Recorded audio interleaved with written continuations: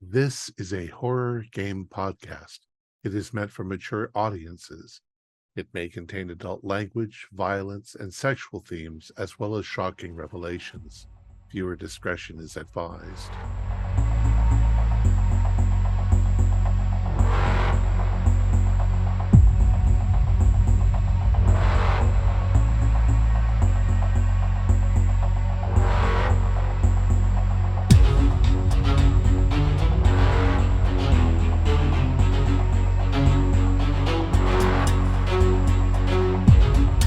Greetings, fellow investigators, and welcome to our video podcast, Into the Darkness, where my friends and I are playing the Heaven and Earth role-playing game. I'm your host, Thom Raley. The scenario is Not Overly Wicked Nor a Fool. It was written by Matthew Sanderson, who is also our game warden, and this is episode 1. But before we begin, I would like to mention that we get most of our funding through our Patreon site.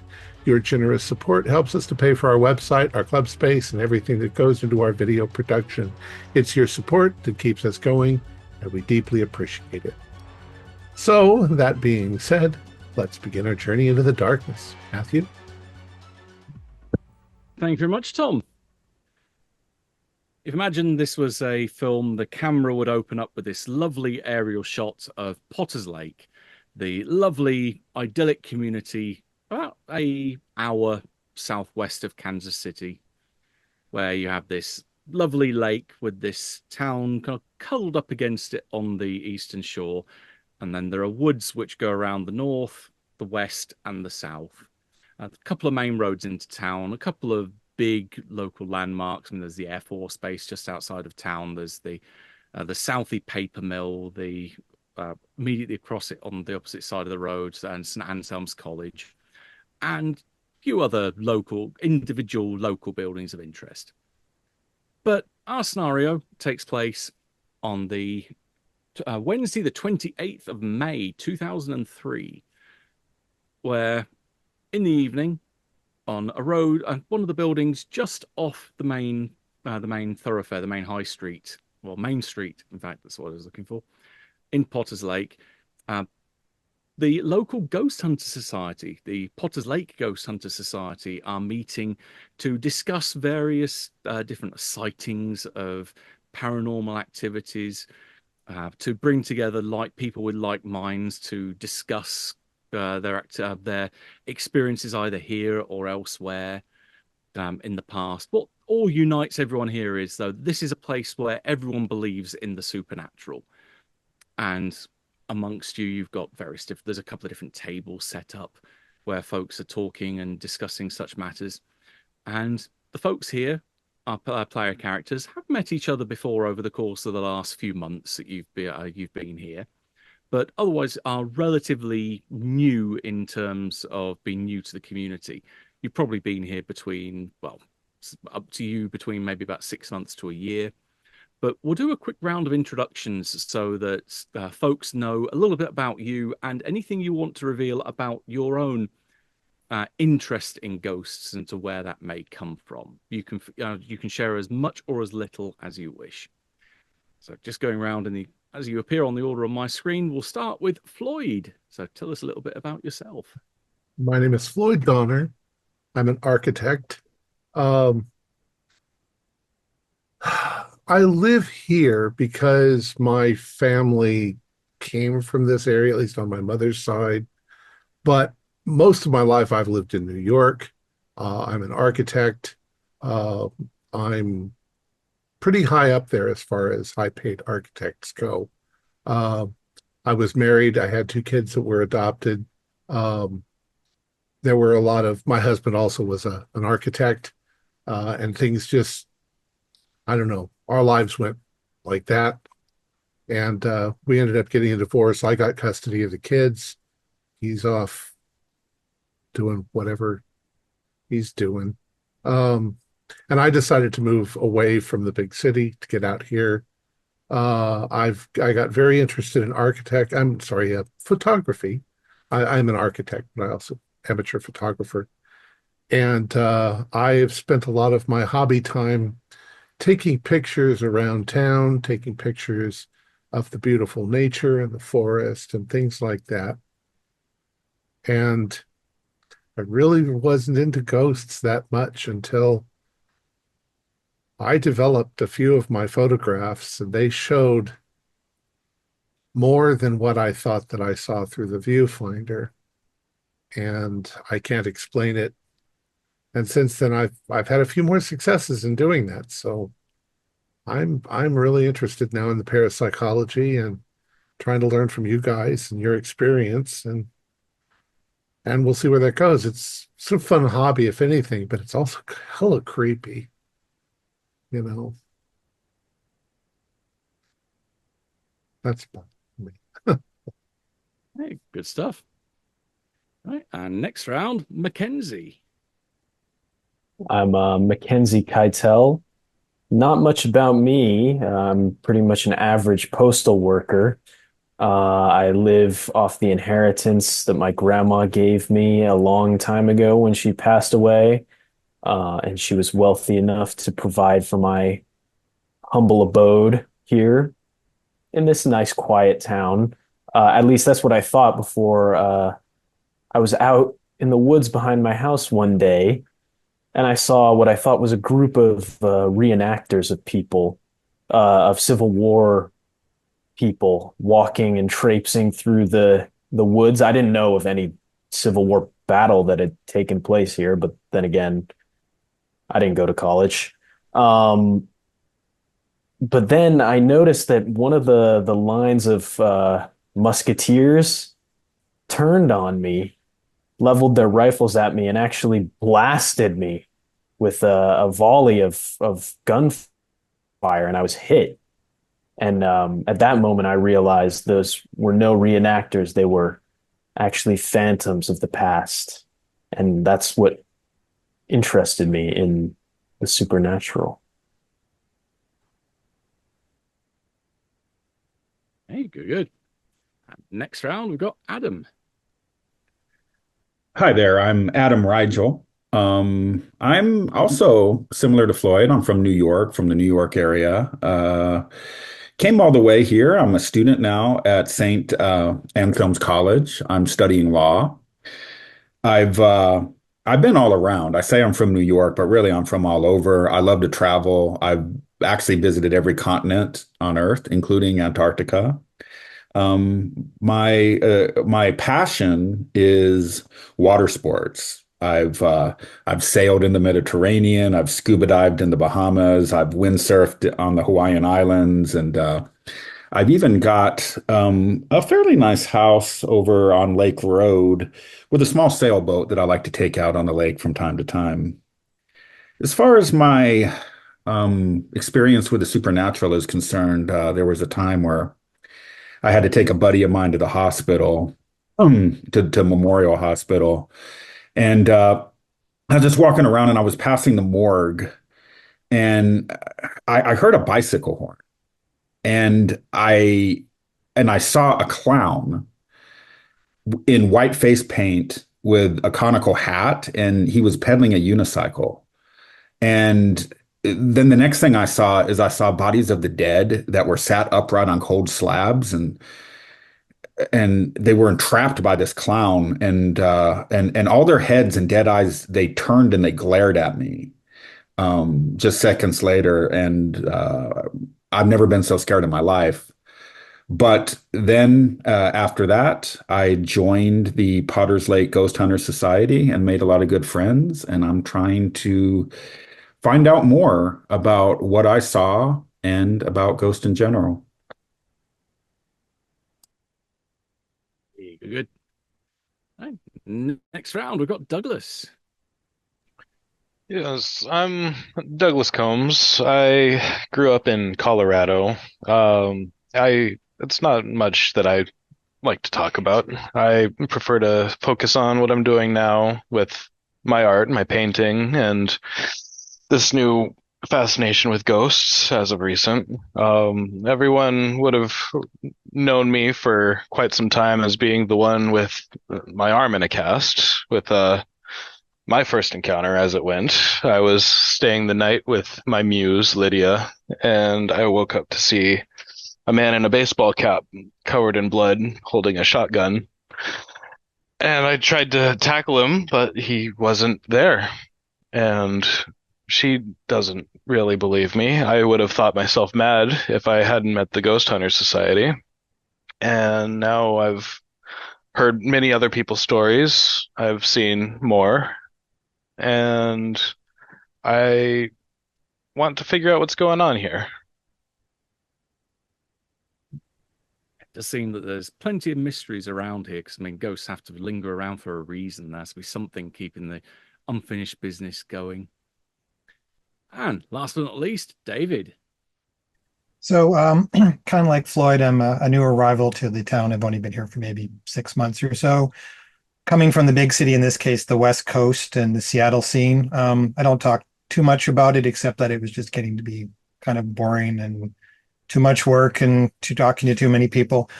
And I've set up a little studio space in a storefront where I teach martial arts, and I live over top of that. I teach a variety of kung fu and some also for health, not just for self-defense. And I also teach in the park, and I teach mostly students, or at least I'm trying to get students interested.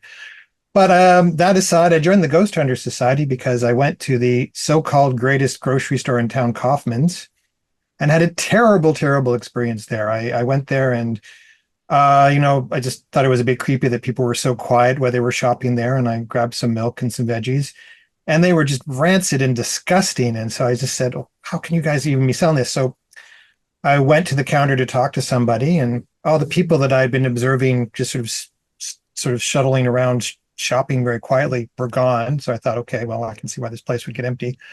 And I went to talk to the counter, and I'm looking up, there's a camera there on us, I guess, to catch shoplifters. I look in the camera and I see that all the people I thought had left because I couldn't hear anybody were in the line behind me. And then I turn around and there's nobody there. So kind of in the reverse of what happened to Floyd, they were on the camera, but they weren't present, which was very strange. Anyways, I put my food down. I haven't set foot in Kaufman's ever since. I don't see any reason to shop in a place that is filled with not only dead people, but bad produce. And I'm going to find other places to go to. I'm very, very enthusiastic or I've become very enthusiastic about the parapsychology end. It's fascinating the way science is actually trying to handle the idea of the dead being here. And I believe you guys implicitly, your stories. And so maybe we can figure out what's happening in this town. This is very different than Seattle. I've never seen anything like this. Yeah, there definitely does seem to be more hauntings per square inch in Potter's Lake than pretty much anywhere else in the continental US. It's a very, very special and very different place.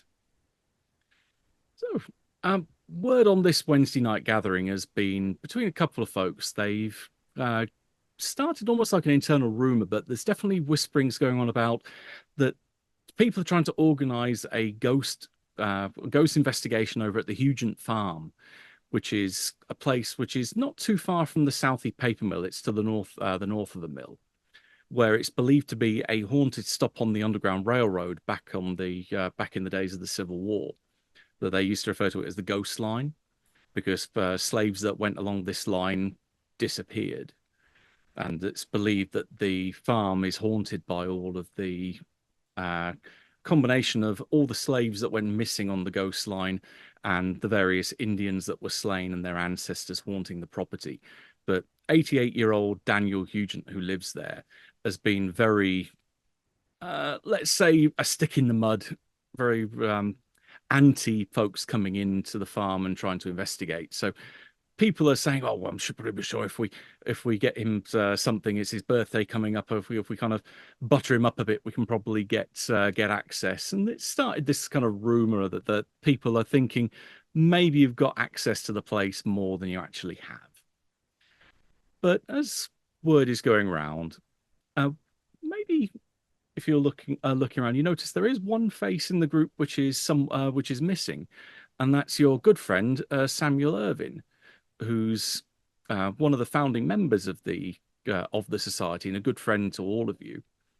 And as you're sat there on the table of five, you notice he comes in through the door a bit later than pretty much everyone else here. He's pretty much the last person to arrive, and everyone's involved in this conversation about the Hugent Farm. And he comes over to your table as being kind of the one that's a little bit separate from the rest. and uh, gestures towards an empty seat and says, "Sorry, I'm a bit late. Is this seat taken?" Well, please go ahead. Take it, Sam. I was just saying that one of the things that make me feel that the whole Huget Farm situation is real is because he doesn't want any of us to be there.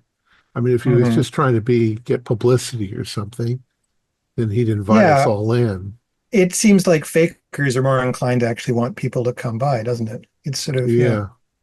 it's a thing. So, and he hasn't, he's been bad about it for years. How you doing, Sam? Yeah. I've I've had better days. You look like you've You know, seen a ghost. Oh, that's an uh, old joke. yeah, but um, Yeah.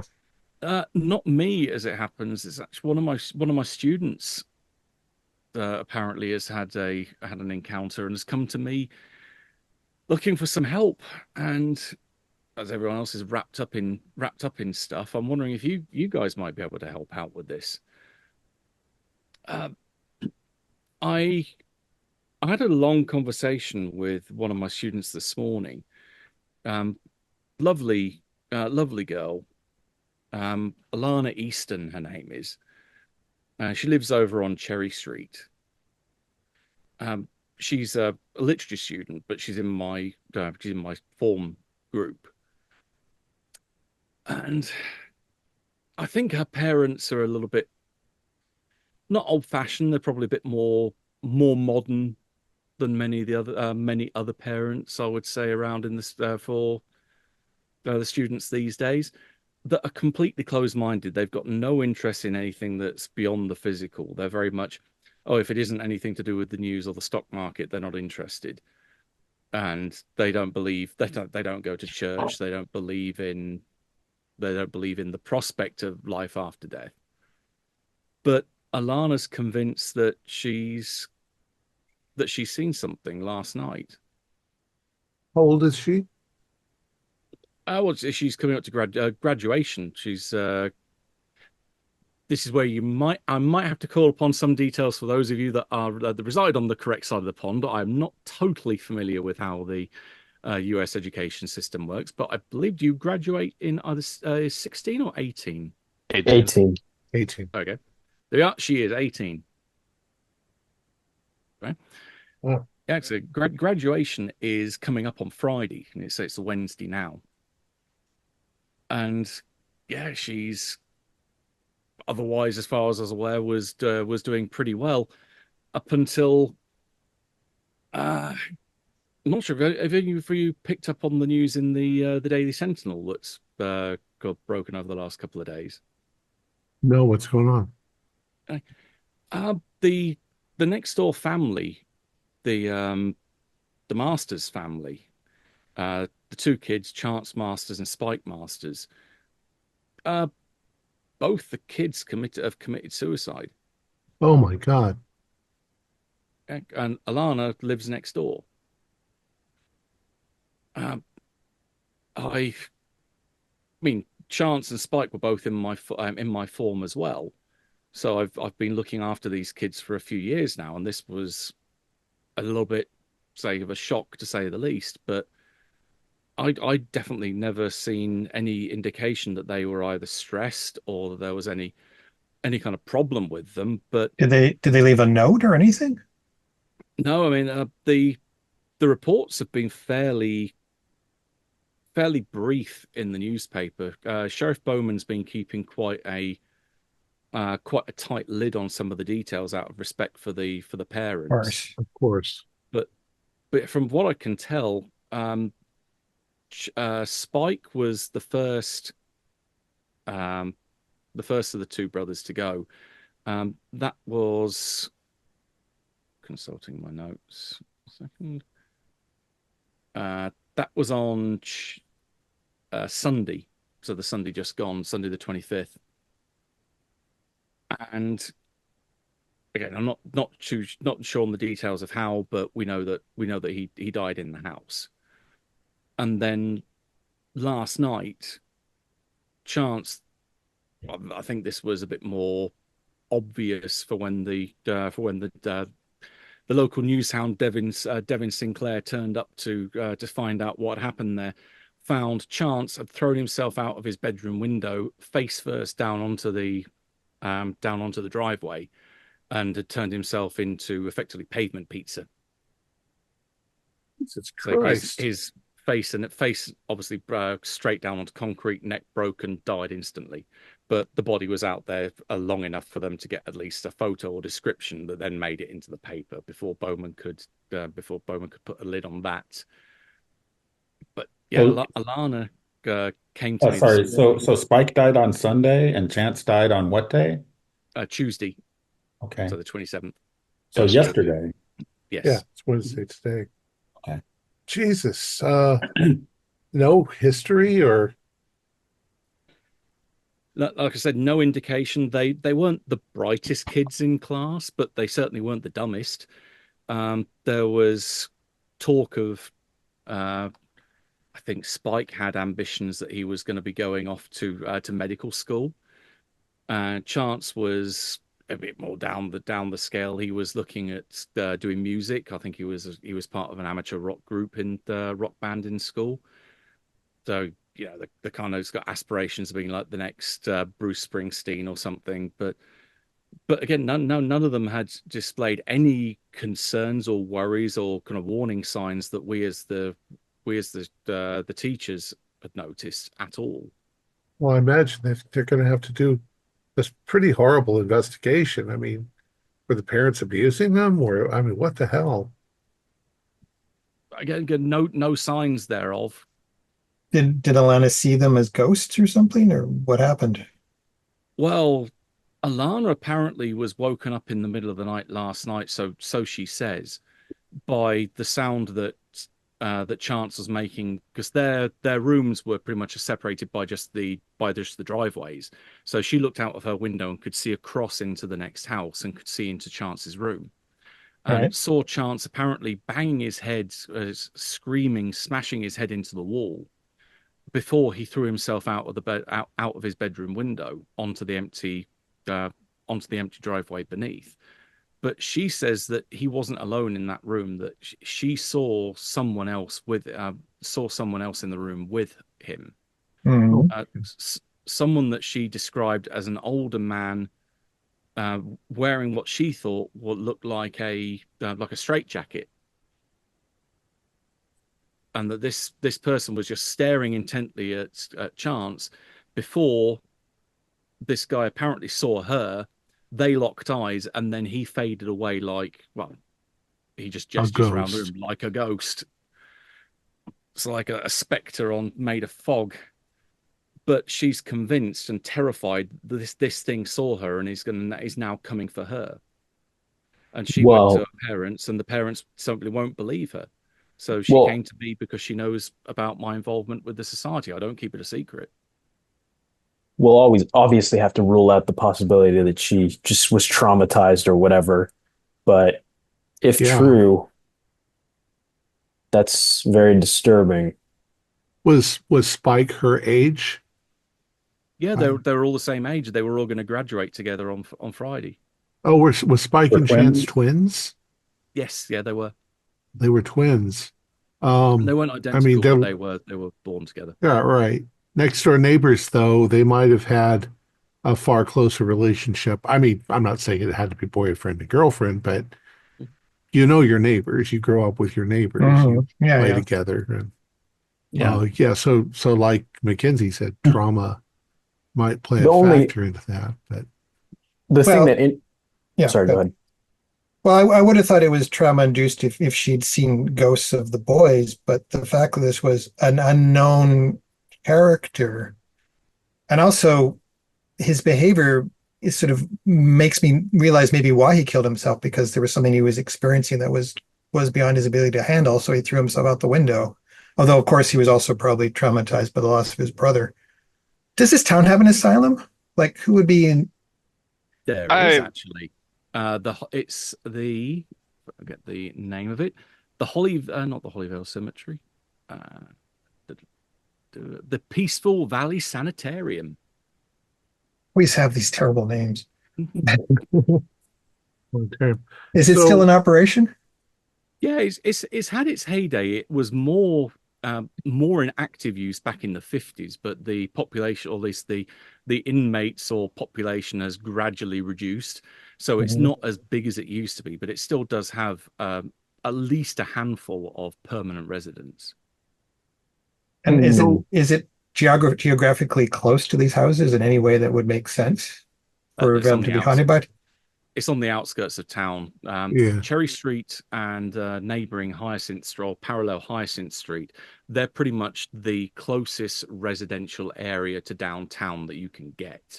So it's quite an affluent area. It's Oh, pretty so close. quite remote from nowhere near the asylum then. Okay. No, no, nowhere near. Let's let's consider first the the simpler explanations. I mean, Mhm.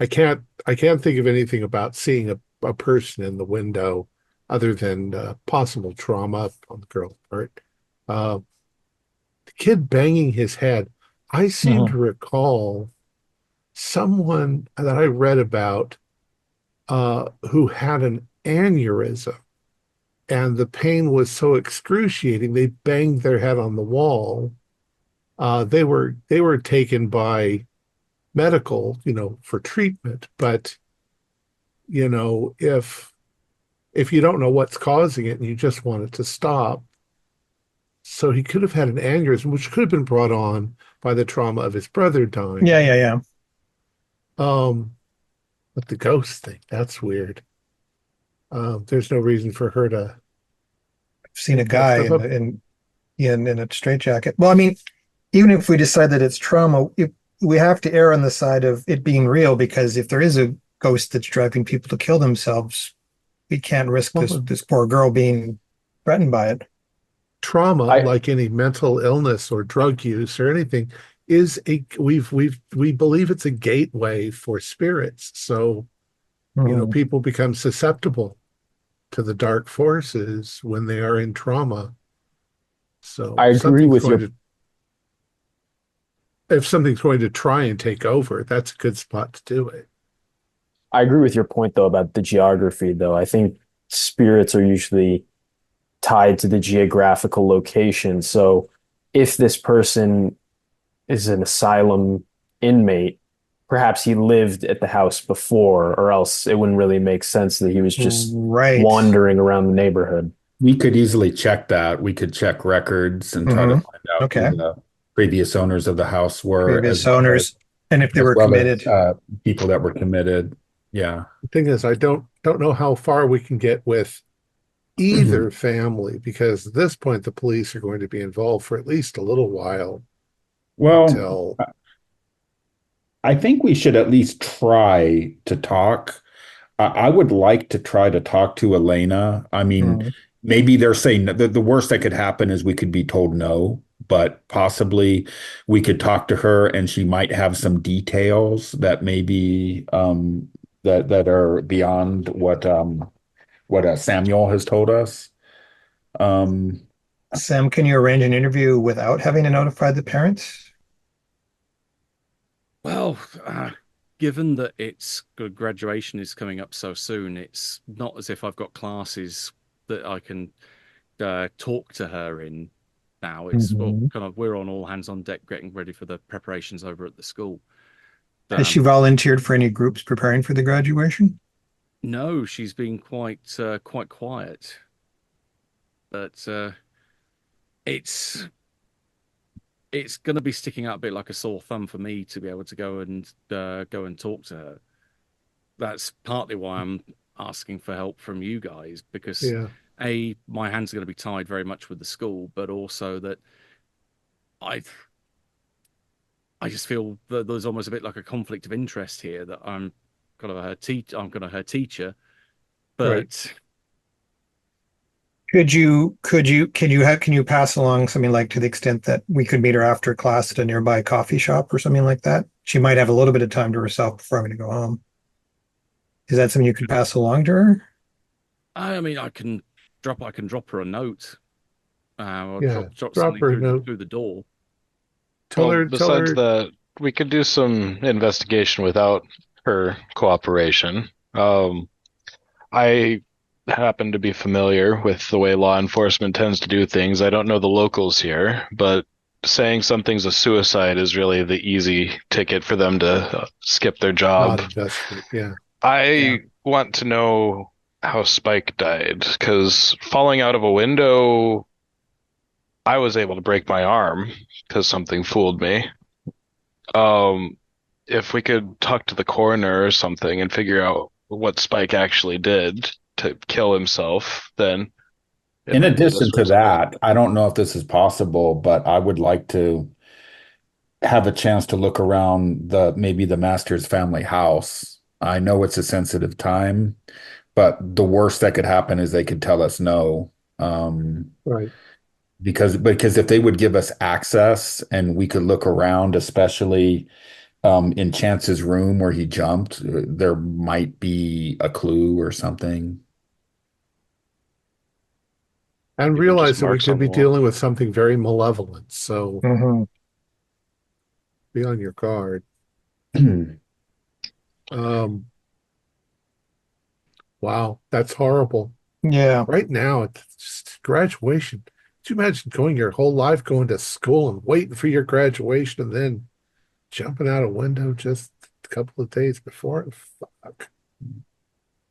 Your twin Normally, died it's 2 days normally it's the before. I'm only 3 days away from retirement and then get run over by a bus or get killed in a shootout or something. But Yeah. yeah, this is It's like that Alanis Morissette song, if it's been written yet. Yeah, it It has. will be if it doesn't. So hearing visions of actually, the future again.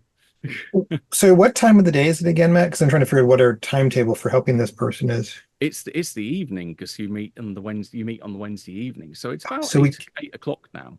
Right. So we couldn't even possibly meet her until tomorrow, probably till we after class. can we talk to the sheriff and at least find out? I don't know if he'll talk to us. What's our reputation? Do we have a reputation in the town? You are known as a society. You're not a secret society. There's plenty of others that are secret in this game, but the Ghost Hunter Society is not amongst their number. Um, Various people, there's a degree of response to you. There's either those that believe of, oh, that's quaint, that's kind of nice that you believe in Hmm. ghosts, up to you're fucking crackpots. What the hell are you doing? Get off my lawn. And the whole gamut in between. There's yeah, there's not really any single standardized response to you. Okay. So So it really then, depends on who you talk to. so then a more concise question would be, do any of us have any connections with the sheriff or with the sheriff's family or with somebody so that we can get in and talk to him and ask him some questions or an officer on somebody. I'm an architect. I don't have much. I'm a photographer. Oh, that is completely up to you. If you can justify a reason for why you have got in touch with the police force, then I might be able to throw you a bonus to who at the police you've talked to previously and what your kind of relationship with them is. Doug, you seem to know a lot. Yeah, well, in Colorado, I was in that type of field, but I'm assuming the coroner's office is probably at the new city hall. Uh, just a guess. That's what it seems like it would to me in this type of town. Of the Um, hospital. The coroner's office is probably more likely at the hospital, which okay, is the yeah, Memorial Hospital, but which yeah, isn't too far away from it's New City Hall and the police station and the hospital are all relatively close together. They're not like bordering on each other, apart from New City Hall is pretty much opposite the police station and the courthouse. They are very, very close. But yeah, Memorial Hospital is just down the road from there. And yeah. Mackenzie, you're Well, kind of like a police officer. I'm the very opposite, but I guess that's one way to put it. Well, either way, they'd most likely be closed for the evening unless they're dealing with bodies currently. But I was thinking tomorrow morning around 9 or 10 o'clock, I'd go and just I would just kind of lie, avoid the real reason I'm there, but I definitely not say anything about ghosts. I would kind of take a private investigator angle and just see if they're willing to talk to me. It is a good point, though, that you made, Floyd, that I could just say I'm delivering something. Like anybody would believe that. I was hoping you just had a friend who was a cop or something. Oh, hell no. Well, I want to suggest what it might come off as a deal with the devil, but this Devin Sinclair guy, maybe we can rope him in. Uh, he'll probably mock us in the press, ghost investigators, whatever, but that actually might be a storyline for him. Maybe we can get some help from him. Does it seem worth the trouble? Do we want to take that risk? Because I'm sorry, people, who's Devin Sinclair again? he's the guy who reported on the suicide. He's the press person Oh. who reported on the suicide. And Oh. the press sometimes has ways and means of finding stuff out. So actually, have you read his type of stuff? Does he seem like a clear-headed kind of guy? What kind of angles does he take on his writing? Yeah, Devon is one of the only full-time columnists for the Daily Sentinel, so the local newspaper. He's pretty much the archetypal nosy neighbor. Right. He's someone that if you're new to the area, you've almost certainly he would have tried to introduce himself to you at some point or tried to learn something about you. He wants to know everything about everyone, and he's kind of that insufferable nosy reporter. Oh, okay. But actually, does he actually get good information, I guess is the question. He doesn't really sensationalize a lot of his work, but Mhm. because he tries to report on anything that might be interesting, some of his stuff may be a kind of someone's cats have been rummaging through the trash can next door and made a mess on Main Street again. So he might be hard enough for a story that a ghost angle might interest him. Maybe. He might also have the reputation that if he tried to ask the police anything, they would tell him to get the fuck out.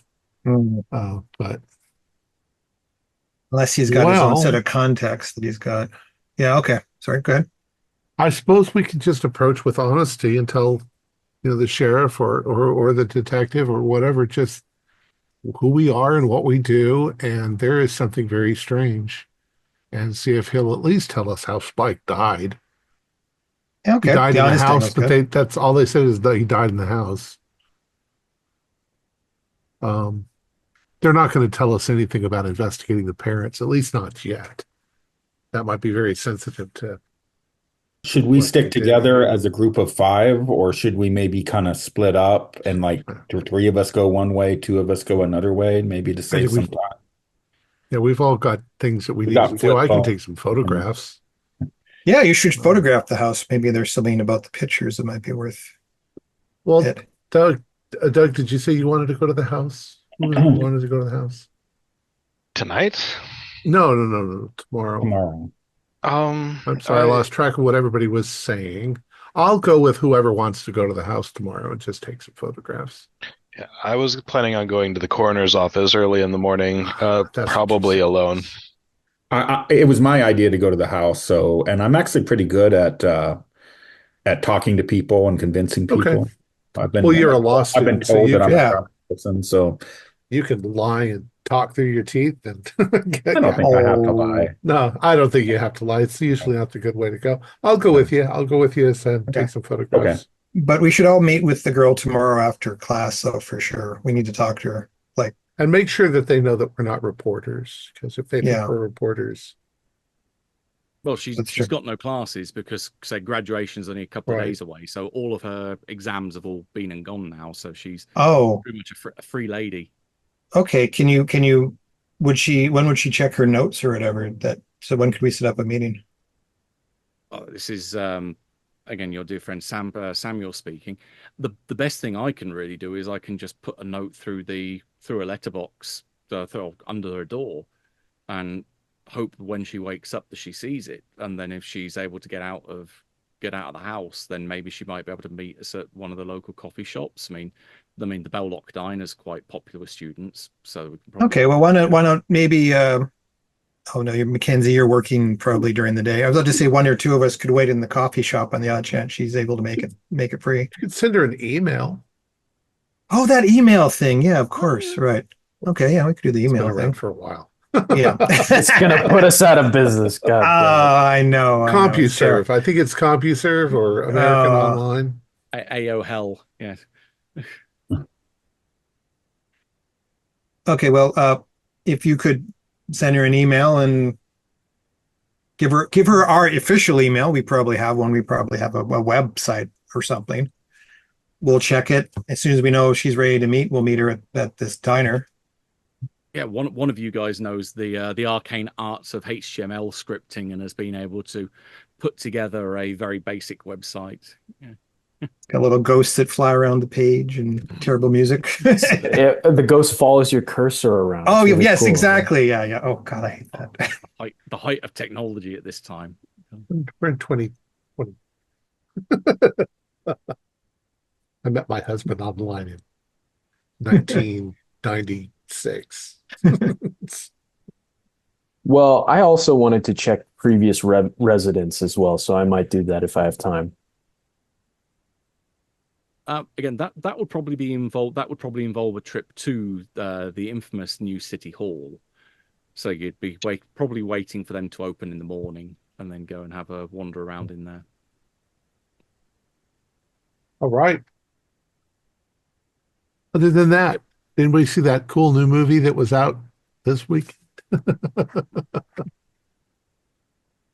Spider-Man 2. The Matrix? Dogville? I don't know which one. I.e., we're sitting around just chatting about the way we normally chat. Well, Yeah. what about the farm? When are we gonna go to that underground railroad? At the minute, discussions of that, they're trying to work out how they can butter up Daniel to try and get access to the farm. So that might be something that might manifest somewhat in the future. This is more of an immediate problem. Yeah. This takes priority. Yep. Right. Does anyone want to do anything this evening, or are we skipping forward to tomorrow morning? Well, let's see what kind of info. Okay, go ahead. Sorry, Floyd, why don't we just on the odd chance just do a walk by because this is a small town. We could walk by their house, Sure. get a picture because you seem to have had some luck with your photography, just in case we get something. Yeah. And it's It night, scares and the shit out maybe of me. I know, but I mean, something could happen this evening. It doesn't necessarily hurt for us just to do a little wander by. And Who's then that tomorrow, standing behind you? what? Oh, I keep falling for that. Okay. Sure. Sure. Let's go by the master's house in that area. Just go on the sidewalk. Mhm. Just kind of stay together. Just kind of act like we're just kind of walking down the street, and then kind of slow down, see what we can see. Nothing We are just suspicious walking. here. People go for walks all the time. Yeah. Mhm. Sounds like God. Floyd, David, and Adam for sure. Mackenzie and Douglas, are you tagging along, or are you just leaving it for just the three of them? I think I'll leave it in their capable hands because I get up early. Yes, he does, poor guy. I have plans for the evening, so I'll wish them luck. Just in case there's a police stakeout, don't get too close to the residents. We'll go across the street. We could just be Okay. rubberneckers at the worst case because people do that too. Well, we could just pretend we don't know anything about it. We're just out Yep. for a walk. Hmm. Okay, How many so people Floyd, in this David- town? You just said about Uh, 1,000, right? No, there's a little bit more than that. Almost 20,000. Oh. Yeah. Oh, so it's a bigger town. 15 Yeah. to 20,000. Yeah. Depending on the time of Yeah. year and obviously the student body at St Anselm's and the families that come here migrating and what are the main drive for what fluctuates that up and down throughout the year. Does it freeze and get snow and everything here? Not in Kansas. Yeah, it does. But not this time of year. Not this time. Not Yeah, much. definitely not in May. No. No, not in May. No.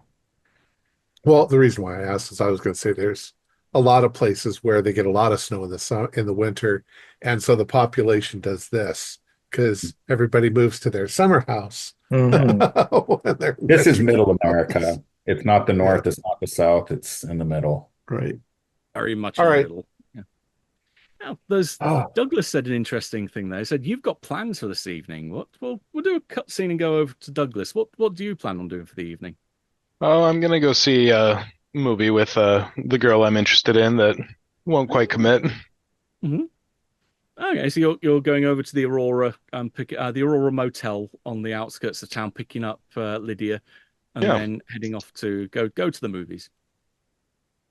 Okay, what kind of thing have you got in mind to go see? Well, probably a comedy since she's been telling me how serious I am lately. I'm trying to act a little bit more lighthearted. Hmm. Oh, that's good. Yes, Just try Lydia. not to let her think that I'm crazy anymore. As I've backed off with ghost stuff around her specifically. It'd be nice to prove, but That's good. Wedding Lydia, crashers. for the rest of you, and that may not have heard of her before, she's very much a free spirit. She dresses a bit like a hippie.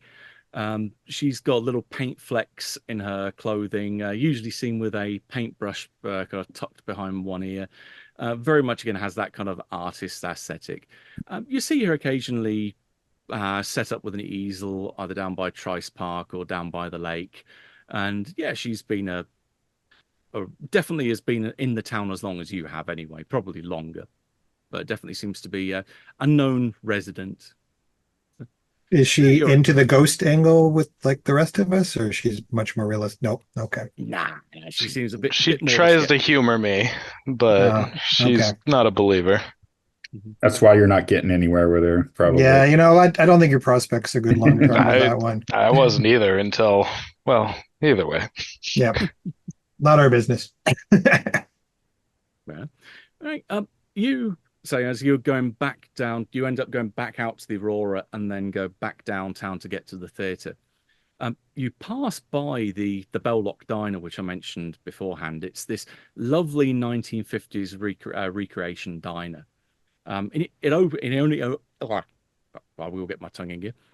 It only opened a couple of years ago, so it's a fairly recent addition to town.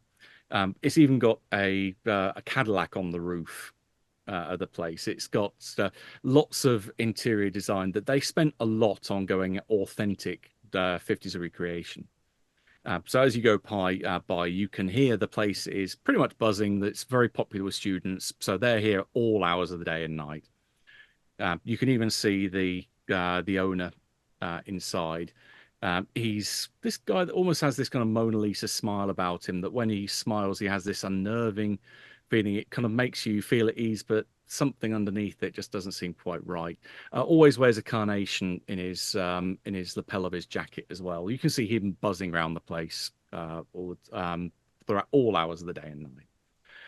But as you pass by the door, heading out towards the theatre, you spot there's a lady there that's probably in her maybe late 30s, early 40s, dressed in a pinny like she's a diner or a servant, a serving girl at the diner, a waitress who's handing out flyers, and that as she kind of stopping anyone and everyone that goes past. Got this wide-eyed, kind of almost shaking look. Like you can almost smell the coffee coming off her that she's evidently imbibed by the gallon load to try and keep her awake. Saying, "Okay, my son's missing. Have you seen him?" And just thrusts this poster into this very hastily printed and scanned copy of a poster into your hand. Yeah, I'll take a second to look it over. Is it anyone I recognize? No, just says Tyrone Hopkins. Not anyone that you recognize. Looks like he's again teenager. Oh, dear. Nothing that rings a bell about him anyway. Lydia, is this anyone you've seen? She looks at it briefly. You can see almost like the cogs turning slightly. Does look vaguely familiar. I'm sure I'm seeing him down the park a couple of times.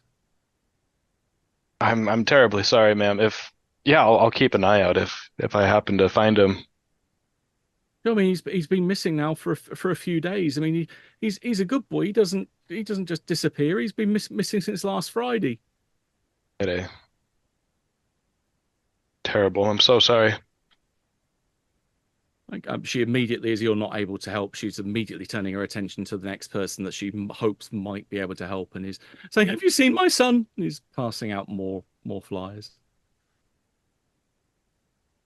But you're able to extricate yourself without any problem there. But yeah, you can tell Lydia's definitely, I've seen him somewhere. Definitely seen him down at the park somewhere. Right, then off on a slightly different part of downtown, we've got our merry band, Floyd, David, and Adam. You are heading over to the Master's house.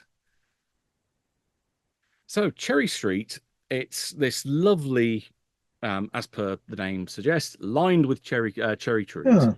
This lovely residential street, which is quite a high-end residential area. You've got the next street over, you've got Hyacinth Street. Again, you wonder why that's named accordingly. It's lots of detached houses, nice and big. They've got big front lawns and then neighbor driveways between them, kind of separating them out. Very archetypal American suburban housing. But yeah, there's definitely an impression of some wealth here. This is not a rundown lower class neighborhood. And there's plenty of cars on driveways. There's some Mercs, there's some Lincolns, there's some Lexuses, and one car that's actually sat out on the road on the opposite side from the master's house, pretty much where, as the discussion was, we'll walk along the other side of the road so we're not getting too close. That car would be parked in a great position to be like having a stakeout, looking at the master's house. Oh, you're muted. Floyd's mouth is moving, but I can't hear anything. I'm taking pictures all over the place because who knows where the ghosts might be lurking. Does it look like there's two gentlemen in the car and there's a bunch of cigarette ash outside the window or some donut wrappers or something? Or there's a distinct lack of cigarette butts, but you can see there's only one person in the car, not two. Oh, okay. It also doesn't. It's definitely not a police cruiser. So unless Potter's Lake are paying for overtime, which very unheard of for the local PD. Discreetly, I'm going to take a picture of the plates. Could be a pirate eye. Kansas plates, so local. Yeah. But possibly trace them. I mean, I can't do it, but if we ever get access to that, we might be able to. I mean, I'm taking pictures of everything because it's just a car sitting there. Yeah. Well, you're not picking up anything weird in terms of figures standing there. Hang on a minute, that wasn't there. You're looking frequently back between viewfinder and picture, and there's nothing that you're picking up that's not otherwise visible. Plus, it makes no sense that they're staking out the house to see if anybody else jumps out the window. I don't know. Who knows? Is there police tape up and like the outline for the body and that stuff? Is that there? Okay. On the driveway, oh yes. Well, people do stop by and look at stuff like that, so we could pause there long enough to have a good look. Yeah. That's normal to do that, actually. Question. Adam actually also lives in a high-end housing district. So would his house be anywhere near this place, or does he live in a different part of town? You're near a couple of the others in the group, actually. The Lake Road Estate is one of the newest parts of town. So it's, as again the name suggests, they do Potter's Lake very very appropriately for their surroundings. Lake Road goes around the northern edge of the lake, so it's a virgin territory that the forest has been cleared in that area, and then this estate has been built in that area. And it's because it's one of the newest areas. It's where a lot of you saw adverts for new properties in the area. That's what lured you to Potter's Lake in the first place. So a lot of you, I guess, Adam, you and I both have the New York background, so we had a certain taste in there you go nicer accommodations. Yeah, we're probably neighbors, or a few houses away from each other. You've probably been out on the lake in my sailboat maybe once or twice. Sure. Yeah. Although not lately, not after what I saw. Okay, so let's walk around and let's kind of take a look around the crime scene. I am indirectly, as we get there, I'm not really, see, it's got a screen on the back, so I don't really have to look. I'm just sort of taking pictures. My theory being that if there is a ghost, maybe it's even better if I don't look because they'll get captured. You know what? You'll see it later, and then the shock will be a bit easier to take. Right. Hey, so, when you say you're having a look at the crime scene, you're actually going over to the driveway and having a direct look around, right up close and personal. Well, I think walking on the property would probably be too much for most people. I mean, unless that's okay in America, but we could stop on the sidewalk and sort of look at it. I would assume would be okay. Mhm. This is a bit retro, Oh, but can I say that before we came, I got a sympathy card, which we ooh, signed, and I'll just leave that on the front porch, which gives us the opportunity to walk up there. yeah, okay. Uh, That's good thinking. Yeah, definitely. You could certainly. There's numerous places where you could get something like that, so not a problem. yeah, In which case, then you go over to the front door to leave that on the porch, and behind you, you hear the window of the car being pulled Hmm. down, and there's a hey, psst, you lot from the guy that sat in the car, Yeah. and then the shadowy figure inside is kind of gesturing you over. Mhm. I And put the card and then I turn around and come back with the Mhm. others looking. Look incredulous at him. Hmm? What? yeah, and as you approach him, you can see in the shadows it is actually someone you do vaguely recognize as Devin Sinclair. So this Devil, is yeah. indeed your I know it's appointment. Ah, the Devin. devil is here. Okay. We were trying to find him anyway, so it makes things easier. You're having a Mr. long night, Mr. Sinclair. Sinclair. Uh, sat beside him, there is a thermos full of coffee, a half-eaten pack of donuts, and what seems to be a book of crossword puzzles that he's been going through that he has tossed to one side. And a very similar to Floyd, he's got a camera sat there on his lap.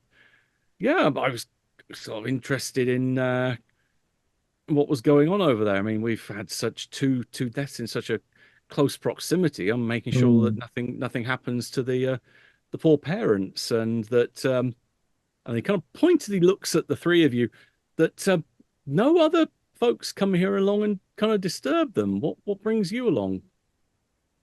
Wanted to Well, offer our sympathies. I mean, it's ridiculous what has happened to these poor people. No one should have to suffer that kind of sort of thing. Oh yeah, definitely. I mean, this is unheard of, especially in this part of town. I wanted to ask you because you wrote the story in the paper. That was your article. Hmm. But That's my job. right, but you're still here. Like, what do you like? What are you looking for necessarily? Like, I'm worried that the parents might do something stupid. So I'm here to basically to make sure that if I hear something, that someone can rush in there and stop them from doing something that they shouldn't do. did you talk to the parents? I briefly managed to talk to them, but very, very briefly. What makes them think? What makes you think from that conversation that they might do something stupid? Oh, I'm a fairly good judge of reading people and good judge of character. I Hmm. think Janine's gonna crack. Oh dear. Janine's the mother. I Right. mean, the mother's just lost both of her children in the space of 48 hours between 72, 48 hours. I mean, she took it hard with the first one. Apparently, he kind of lowers his voice somewhat Mhm. here. From what I've been able to pick up, I mean, they're being fairly tight-lipped about this. Uh, Spike was one hell of a scene in the bathroom. Oh dear. Was it a Yeah, wrist slitting thing, or what are we talking like? I something got slit, but I don't think it was his wrists. Boys don't tend to do that anyways. That's not their Mhm. sort of thing. But apparently, he made one hell of a mess. His throat. All I know is it was one hell of a mess. Well, Devin, I But mean, what are you going to do if she does do something? Are you going to rush in through the front door, or what's your He's plan? going to rush in through the front door with his camera and take pictures, right, Devin? no, he genuinely looks kind of offended at that. No, I don't want that to happen. I want to make sure that no one gets hurt, and that's specifically why I'm here. With your camera. I Well, you have have to a be seen. camera too. Yeah, I Yeah. mean, Yes, I but have to I be seen to be doing my job, but I'm not going to. If something does happen, then I'm going to rush over there, and the camera's going to get left here. And if Hmm. someone else turns up and I it's apologize. I apologize for implying that. But If something is going to happen, it's going to happen what, before bedtime? Is that what you're thinking? Or in the middle of the night? well, I'm hoping that once she's asleep, that there won't be any issues. But Yeah, Listen, when would you get to sleep if your kids had just died? I'd do you probably be. Go ahead. sorry, Mr. Sinclair, do you know about us and about the society that we're a part of? Oh yes, I'm aware. If you're part of, Yes. So I'm curious, what do you think about, what do you think about ghosts, the supernatural, and so forth? well, please don't tell me you're here to conduct some kind of séance looking for No, we're not here the No, to two do a kids. seance. I just wanted to no. know what you think about it. Obviously, yeah. Off the record, Yes, off the record. I think there's enough weird shit in this town that you've probably onto something. But on the record, there's no proof to suggest that any ghosts are real at all. But there's too many people in this town that say otherwise. have you heard any rumors of reasons why these two boys who are just about to graduate would kill themselves? Nothing. Uh, I've done a little bit of digging with some of their classmates, and as far as I could tell, said not the brightest in the bunch. Apart from Spike had some degree of intelligence there. I mean, he was looking at going to medical school Yeah. from what they were saying. So looking to be some high class doctor that would have given him the time and the chance to get away from this town. But yeah, chance. They said he was some kind of bass guitarist, so fairly mediocre. You know, everyone was in a rock band when they were in school. Yeah, just nothing special. Nothing. No enemies as far as we could tell. No, um, no What's the drug problems. situation like in this area? Is there a Well, high that's level of meth or a whole different issue. I mean, there's the Potters Lake PD have been looking into to finding out where the drugs have been coming into town for years, and they haven't been getting anywhere. But there's definitely a supply of drugs getting into town. still? But as far Usually as I can drugs tell, aren't going to there's drive you to suicide. yeah. But even from what I can tell, that the masters kids they didn't indulge in anything anyway. So I don't think narcotics have got anything to do with this. I think I'm going to say what maybe all of us or some of us are thinking, but Hmm. nobody has had been able to say yet. What if there is a malevolent spirit in that house? And assuming that, what if that malevolent spirit led to the death of those two boys? And then, as Mr. Sinclair says, the mother is about to snap, where he's worried that something might happen to her. I'm beginning to think we need to get the rest of the family out of that house Problem is, because the longer they stay in that house, there we could be looking at more deaths. They're supposed to be real rationalist types. Well, how are we going to sell them on? I don't know. We could get in some serious trouble with the law, couldn't You, we? you know what? I'm Faking thinking Mr. something. Sinclair has the right idea to stake this place out. Do you want someone to sit with you? Yeah, I mean, if you're going to have this kind of conversation out on the streets, I've got four extras. I've got three extra Let's get chairs in and the car. things. So yeah, Well, I mean, as much as that sounds like fun, you guys do that. I got to get back to my kids. Tina has been watching them. Okay. I need to get back and take care of them. But we'll see you in the morning. Okay. All right. So I'm gonna walk back down the street towards wherever my car is. And then, Yeah, I'll join Devin on the passenger side, and I'll open the door for Adam before I go in. Yeah, I'll stay. I'll stay with David and Mr. Sinclair. sure. Or can I call Right. if on one condition, if you're willing to give me a donut. Yeah, I mean, Well, yeah, coffee and donuts are part of the deal. that is indeed the very first thing he does when you sit down. Is he just Mhm. kind of gestures? We want a ring donut? You Yeah, got sour cream glaze? I that'll like do. those. Ah, they're all powders, sugar powder here. Ah, whatever. Yeah, Floyd can head back home. That's without issue there.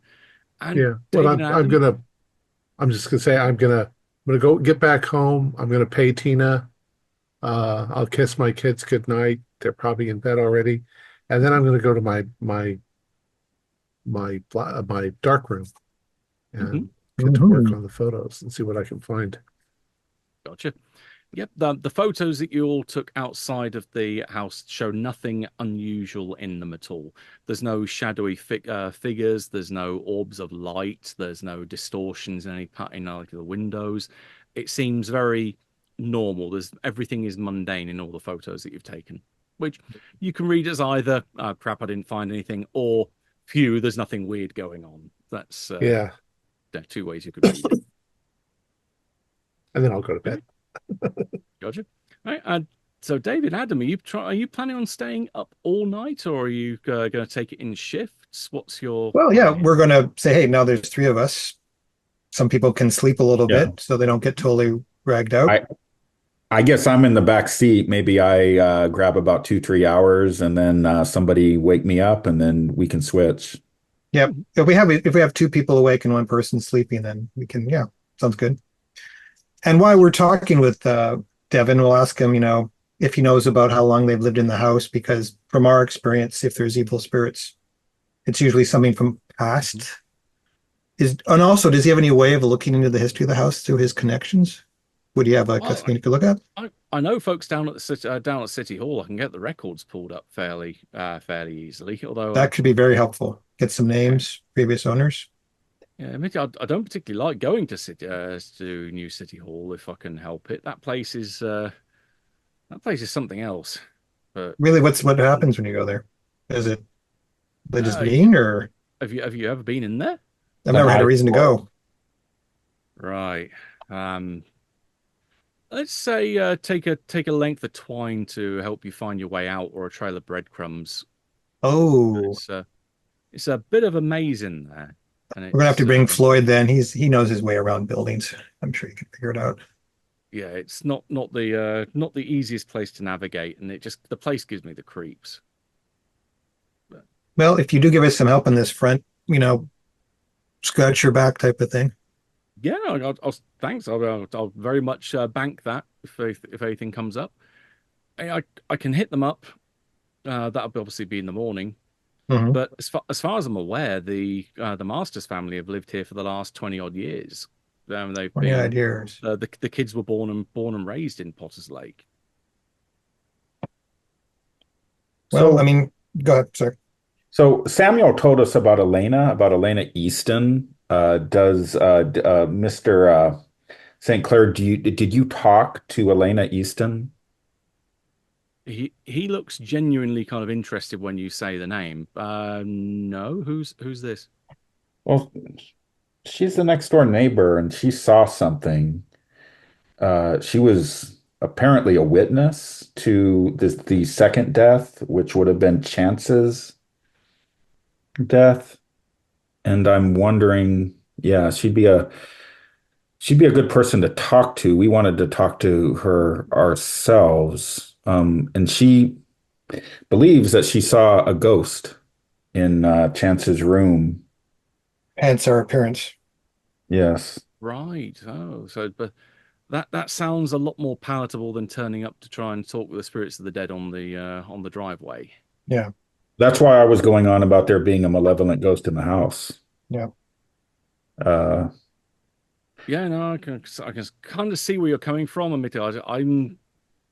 I'm probably not quite there as a believer as yet in such things, but because it does sound like something you'd expect to see in a horror film, sort of playing down at the Brandis Theatre rather than something you'd find out here on Cherry Street. It was somebody in a straitjacket, which doesn't make sense. And if it wasn't a ghost, then it was a real person, but it doesn't make sense there for it to be a person, a real person with a straitjacket, and then Well, it vanished. So, our working theory is that so one of the previous occupants was someone who was later committed. So someone from prior to the 80s, somewhere in the 50s, 60s, 70s, maybe. Hmm. So it could be a Nightmare on Cherry Street type of thing where Huh.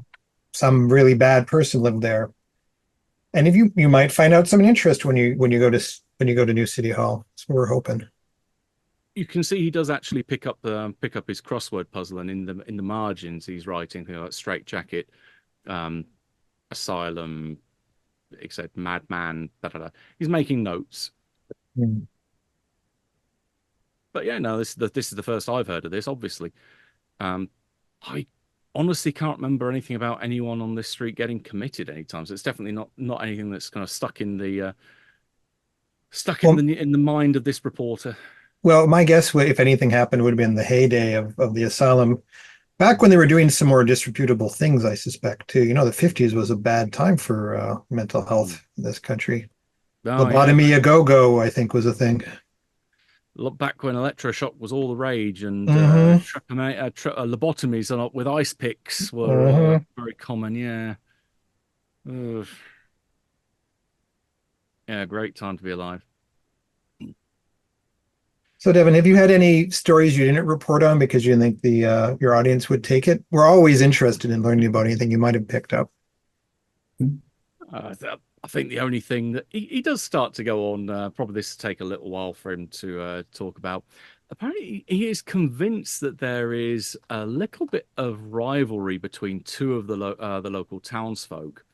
Mm-hmm. One, Martha Monaghan, which is a name that you've probably come across briefly, known as the Crazy Cat Lady, and TJ Trasker, who owns a shop called Arcane Goods. I believe it's Arcane Goods. Let me double check. Yeah, Arcane Goods, which is not, as the name might imply, a kind of Wiccan or witchcraft store.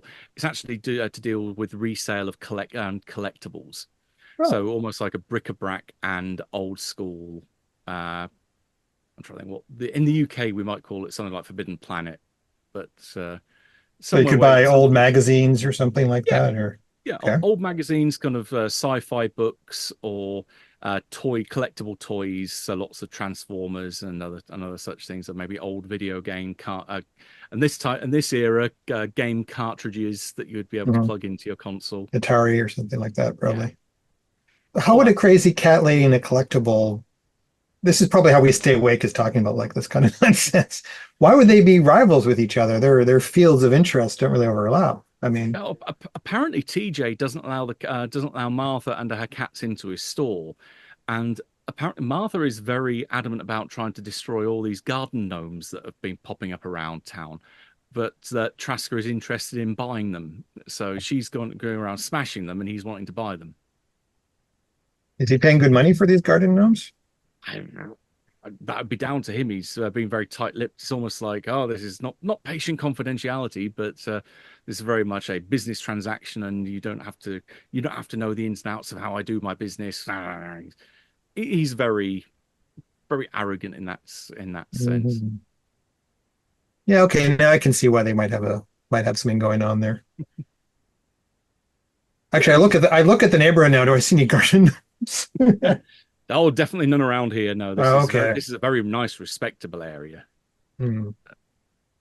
They're kind of creepy now that I think about it. They always have kind of a lecherous look on their face, don't they?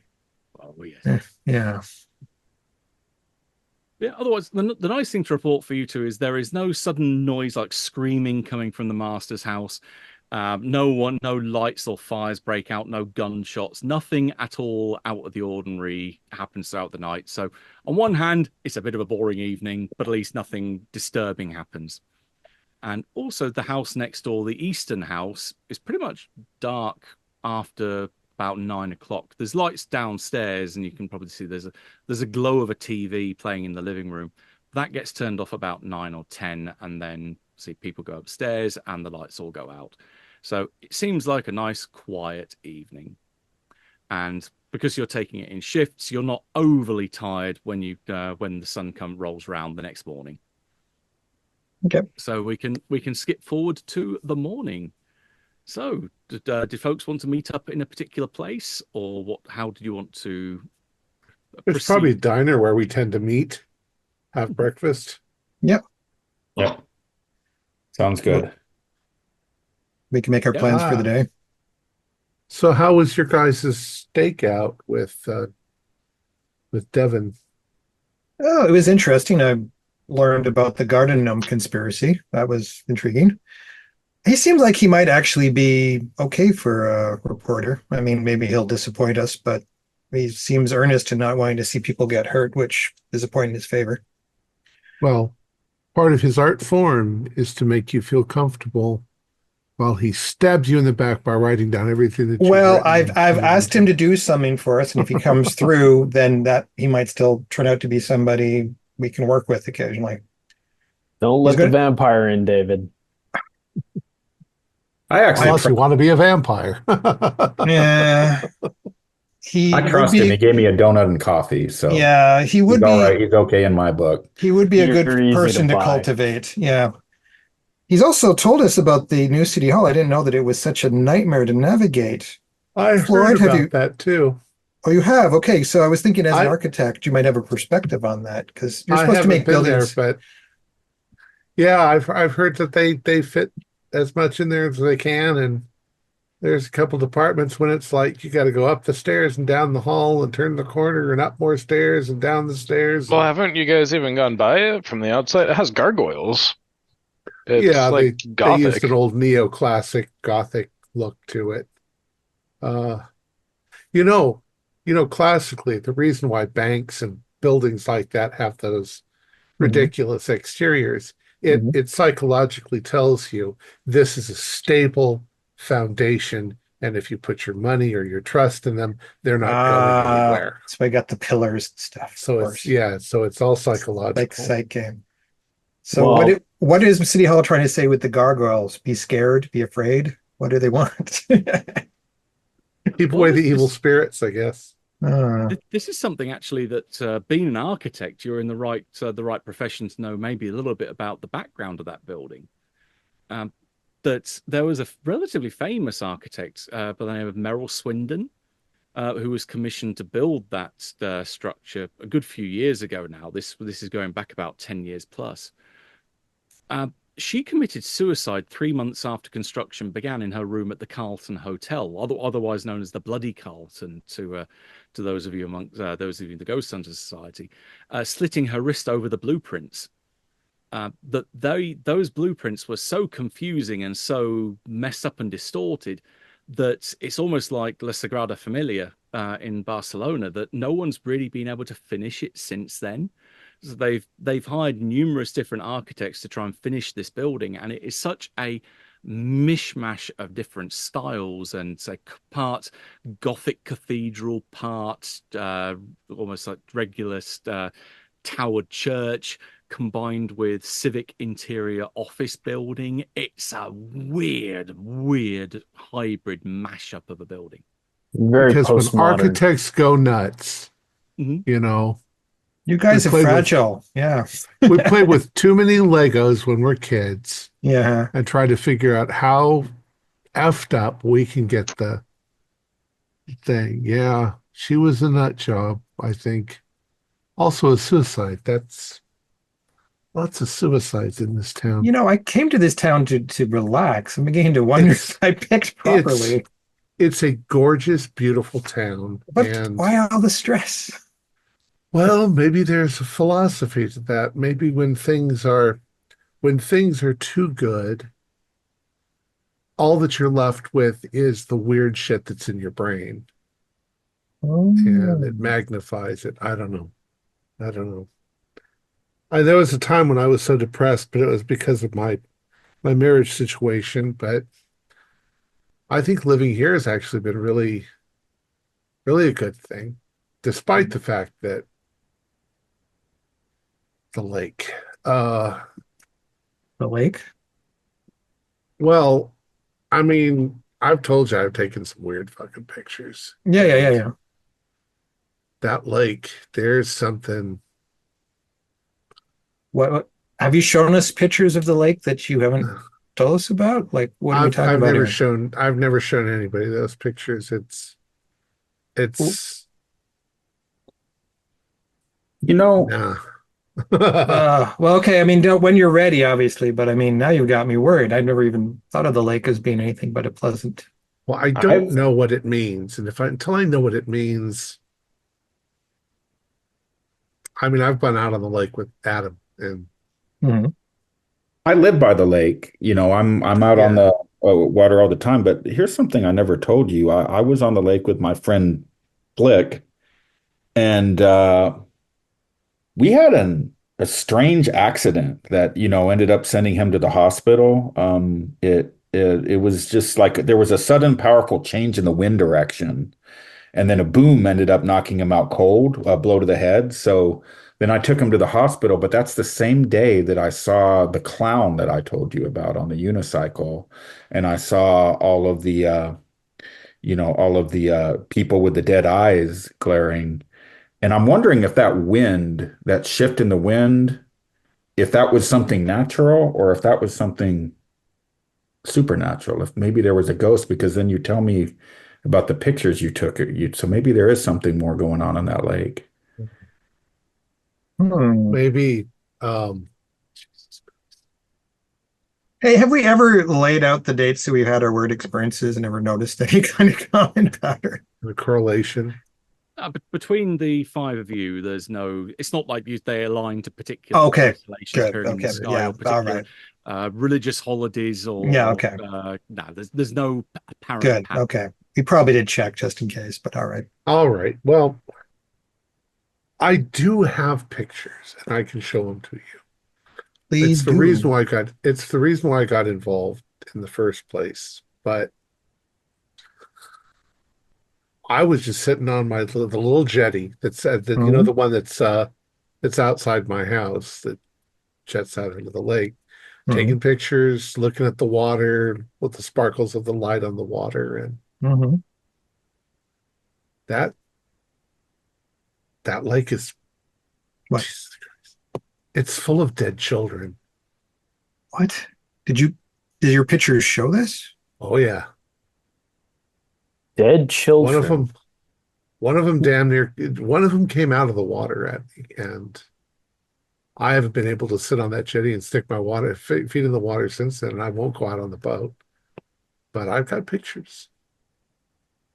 Okay, I'm beginning to think that angry spirits and the master's house is the least of our worries. Um, I think this town is filled to the brim with weird shit. Well, And one thing at a time, gentlemen. I yeah, am concerned about the yeah, master. I mean, yeah. seriously. So what's our plan for today then? Who's gonna go? Who's gonna go where? As Well, we I was going to sit at the coffee shop and wait for Elena to show up if she is decided going to make a conversation, and anyone else could join me for that. I'm not really a researcher kind of guy. I'm hoping Devin will get somewhere for us.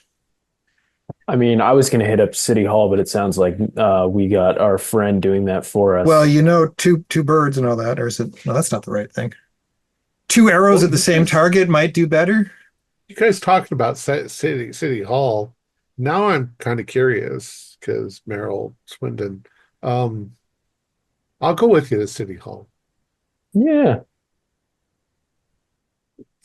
Douglas, So would I you think like to? we should bring some thread so that we can Do the Yeah, you need a hounded big hair ball of technique. yarn. the Theseus. Yeah. Yeah. Douglas, would you like to maybe accompany me to the master's house to see if we could maybe convince them to let us in and take a look around? Perhaps around lunchtime, afternoon. In the morning, though, I'm gonna go talk to the morgue. While we're all here, though, I'd been meaning you guys just got swept away with conversation. Last night I was stopped on the street by a woman who has their teenager went missing. Here, I brought this flyer last Friday. Oh, So Last another, Friday. teenager. Just keep your eyes open. Tyrone. We're out Tyrone trying to help Hopkins. Tyrone anyways. Hopkins. Yeah. So 2 days before Spike killed himself. The day before, I believe. He killed himself on Sunday. Was it didn't he? Sunday? Oh, 2 okay. days before. Yes. 2 days before. And then 2 days later, Chance kills himself. Oh dear. Have you guys ever seen that Naomi Watts movie, The Ring? Mhm. Oh yeah, that was a fun Yeah. movie. I think I saw the Japanese one. What happened in the English version? Oh, Ringu. I don't actually Yeah. know. I haven't seen the English version. Oh, I only saw okay. the Oh, Well, Japanese the version. English version is pretty good. But yeah, it could be that they're passing some sort of thing around school. Oh, and so the entity is passing along with them, or it Yeah. somehow. Well, Just so a That's why theory. I want to look around the house to see if there's Yes, something there. absolutely. We can find a Floyd, you're clue. saying okay, so children in the lake, like under 10 or Yeah, what age? high school children? Yeah, sorry. Little Little- kids or Little children's faces looking up at me out of the water with their okay, so little kids. black Okay. eyes, and I mean they weren't infants, but Yeah. Yeah. Well, it kids. seems to be high schoolers these days.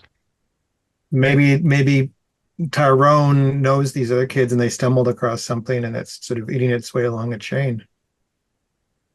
Or it's just fucking weird town. Yeah. David, why don't I stay with you and then we Mhm. can talk to Elena maybe together. Sure, if you want. Yep. And then after that, maybe we could try to see if we can go to the master's house. Because we'll Anyone- have some more information from her. Sure. Yeah. You know, I haven't shown you those pictures because I'm half afraid that you'll look at them and say there's nothing there.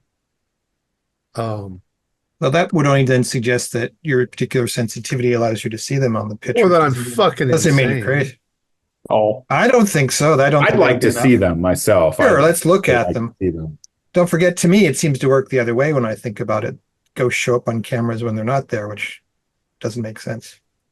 So, All right, it's either way around. Back to the thing at hand. Yes. We should include Tyrone as being part of the puzzle, though. Maybe did you tell us that your girlfriend saw him at the park or saw him at the park a lot? Douglas? Muse. But yeah, Muse, she I'm said sorry, that you're she Muse. recognized him. Okay. Tyrone Hopkins. Again, maybe worth if we talk to if we ask our teacher friend to maybe if he knows who Tyrone is, maybe they're in the same forum or classroom. Hey, do we have pictures? We need to get pictures of both twins and Tyrone. I mean, maybe Last year's yearbook. I mean, there's the whole serial killer idea. I mean, I don't know how serial killers cause you to commit suicide, but if they're all blonde boys with blue hair or some Mhm, weird shit mhm. like that, Yep. then there could be a weird connection. First serial killer that was at work in this town. There What's was a serial killer? oh yeah. I There think I'll was. actually I think we'll go for a. Oh, in fact, Mackenzie might know this. I vaguely remember hearing about some sort of guy who lived out in a house and it was a family of people and he was killing people and burying them in the house. Pretty much. Oh, Yeah. great. When was this? That I was don't about remember. a couple of Oh, years okay. ago. Oh, just a couple of years ago. Yeah. How did I miss that Oh, when I they- was doing research on this town for I bought a house here? I don't know how I missed. Okay, anyhow. Oh, Okay. the Kane house, as it's now known, because Luther Kane was the serial killer in question. They don't exactly advertise it as, "Hey, visit Potter's Lake, infamous place of this infamous serial killer that murdered 7 women and buried them in the basement." Yeah, it's they're not exactly a tourist destination, a tourist hotspot. This I place heard this- buries stuff. I heard that statistically there are 25 to 30 serial killers that are active at any given moment in the United States. You know, I should put that on the ad copy for my martial arts school. That There might you get me go. more people. I'm gonna remember There's that. an idea. What happened to Luther Kane when they caught him? Oh, he died in police custody. his brother was actually tying back to something that you've already come across. His brother was interned at the insane asylum, Oh, Oh no. the Peaceful Valley Sanitarium. Okay, well, if this starts to tie together, well, there's no way that that house where they live at is the house that this guy was active in. I mean, that's not No, plausible. the Kane House is now a bed and breakfast run by Yeah, Annabella Visconti, this lovely it's a lady of bread and Italian breakfast. descent with this long black hair and very Morticia Adams kind of Oh. demeanor to her. Let's But not forget it's a boarding house. in our investigation that it's pretty easy in this town to put weird things together that might not actually be even Yeah, related. it's so thick. I'm worried I'm gonna start making ties that I shouldn't. Yeah, Yeah. Oh man. have some Junji Ito spirit living deep underground here that drives everybody insane. Yeah. Spirals. Yeah. Um, Ah, hope he had written that story by You might have just given him inspiration if he's a couple of booths down on the Uzumaki. he's got Oh, are folks splitting up to do their different lines of Mhm. investigation, it yeah. seems. Okay, well, we'll start with Douglas. So, after having a great night last night with having gone to see the film, and we'll leave it to your imagination as to where things go from there. Whether you went back to the Aurora or if you went back home, your place or Oh, mine. it was wonderfully disappointing. That unfortunately is how a lot of evenings could be interpreted with your poor muse. But in any case, there's always hope for another day. You're planning on heading down to the Memorial Hospital, yes? I am, yeah. All right. Well, the place is active 24/7, but mornings are surprisingly where it's a more quieter period than maybe the evenings is when it really gets busy. But in the morning, it's kind of shift change, so you've got lots of the staff coming out and the kind of fresh face ones going in. You pass a couple of EMTs passing out, or going out into the car park to get into their car, and you're able to just walk on in. Pretty much no one really stops you. Going through a relatively quiet lobby, and then you're able to navigate through the very well signed corridors, and there's plenty of uh, got coloured lines that go all the way through the building that are you're able to follow almost like circuit diagrams to find different parts of the building. So you can find your way down to the morgue quite easily. And when you're down there, there's two great big metal doors that kind of swing in. Thankfully, there's no clown. There's no sound of going honk honk on a unicycle or anything like that. Although there is an amazing illustration for that in the core rulebook. That you're able to head on in, and there's no bodies laid out on slabs, but you can hear someone singing away, probably humming away to something you might recognize as "Shine On You Crazy Diamond," and might actually hear the sound of the door swinging open and say, "Someone there?" Yeah, I'll walk in very confident in myself and go straight for a handshake and just hello, doctor. I'm Douglas Combs. I'm assuming you're the mortician here, the coroner. Oh, a little bit of everything around here. Yes, Doctor Great. Simon Jacoby. You bring Right. extends a hand to you. That's got a nice rubber pair of marigolds that he's One blue, one using red. yeah to go clean the place up a bit. But yeah, he is bizarrely color not color coordinated. Yeah, Although his glasses are definitely is not a normal. right. Dr. Jacoby, thank you. Yeah, I'm a retired paramedic from Colorado Springs. And I've moved on to more private matters. There's been a couple recent deaths that an anonymous friend has asked me to look into. Were you the one that took care of Spike Masters? Oh, right. So I was going to say when you said recent deaths, I was thinking we haven't had that many in Quite town. recent, though. Yeah, indeed. Yes, yes. Terrible, terrible business uh, with that.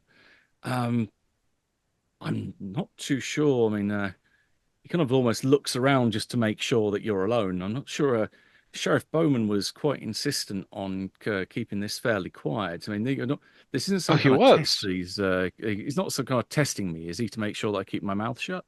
You don't- No, I went to talk to him already, and he was unavailable, so I decided to come to you first. I'm going to return to him afterwards. The That's strange that you would say that he's trying to cover it up. The friend in question is concerned that it might have been foul play. I know that the official report was suicide, but Hmm. there's someone that used to know Spike was wondering if anyone else could have been involved.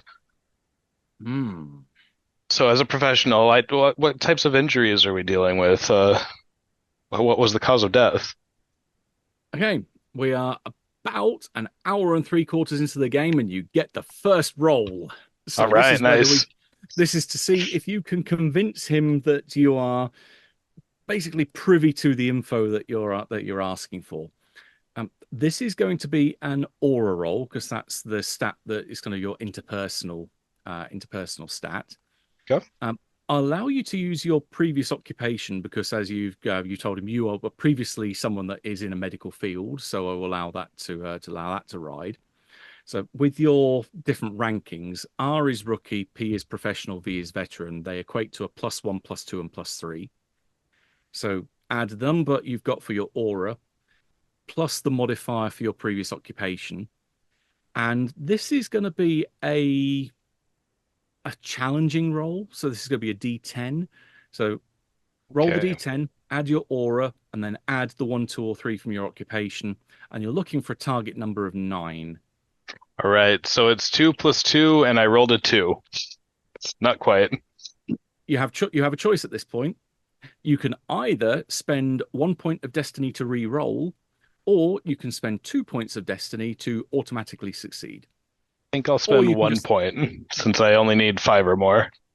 And okay, that roll is a 6. I did it. there you go. Right.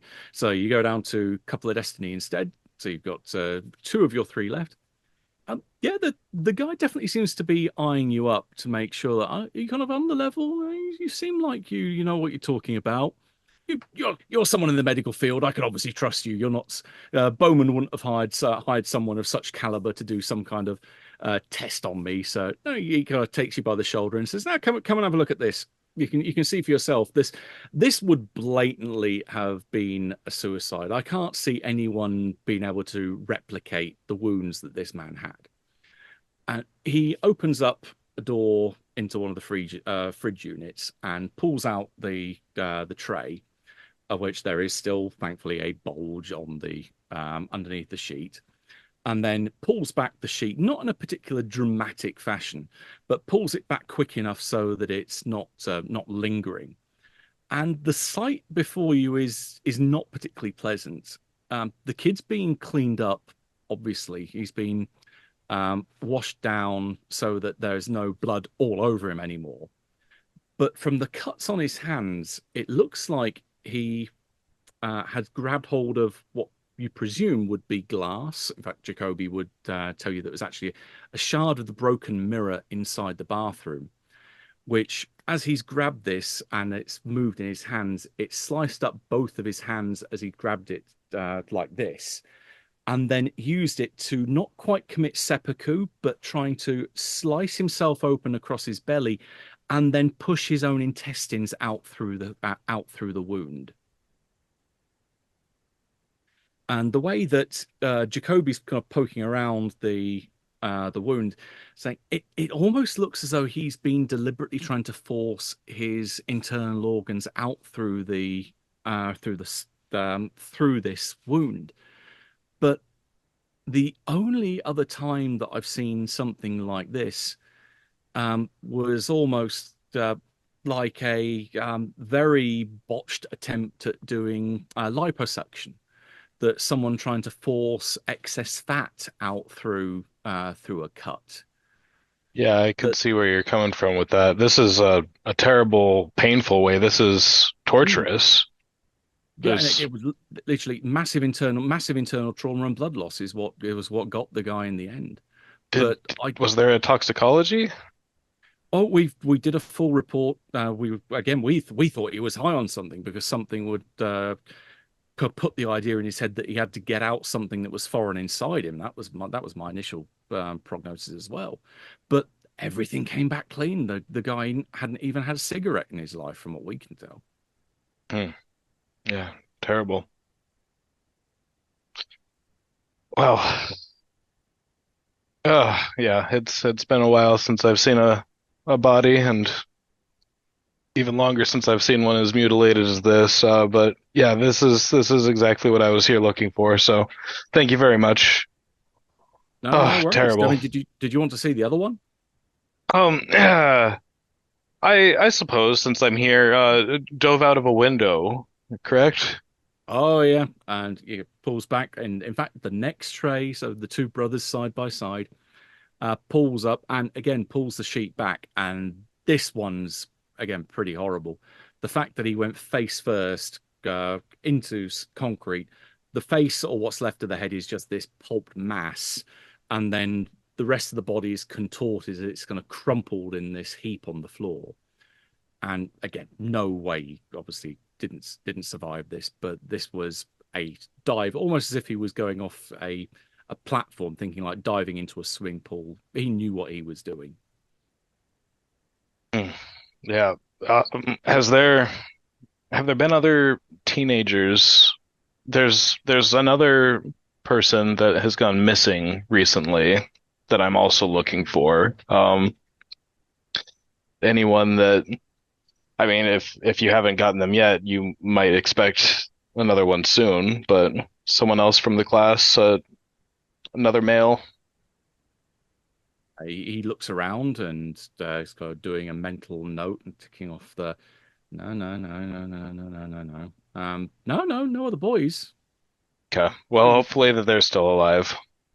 You're thinking we're going to get more?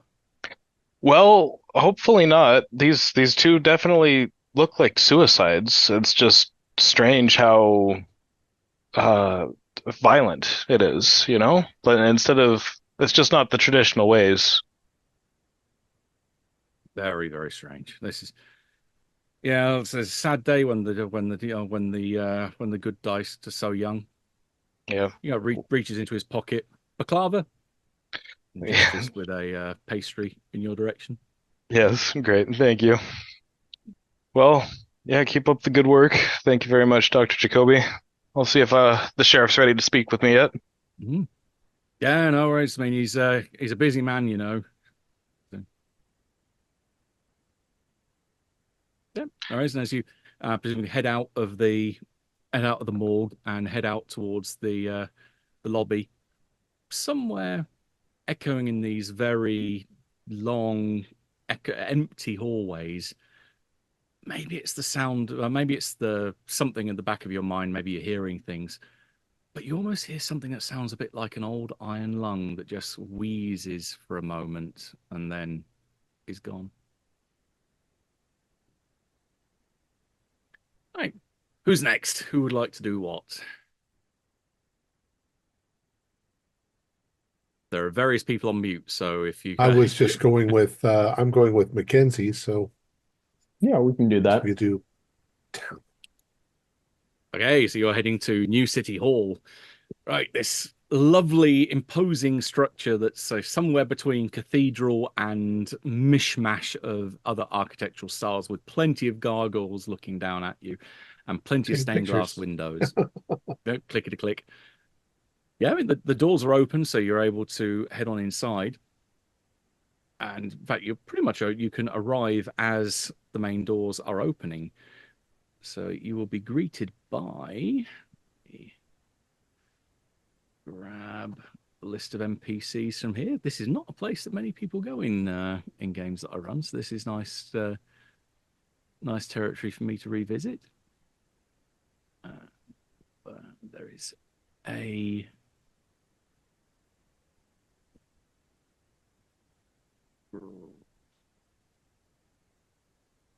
board. So maybe there's a lot of NPCs in this game. I'm trying to find the one I'm thinking of.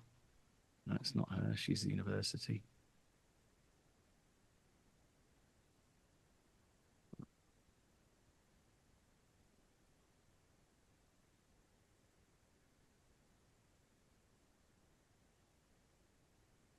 There is, in which case we'll just say there is a receptionist that meets you, and she sat behind the desk in the nice, pretty much the very first room that you would come to in the new city hall.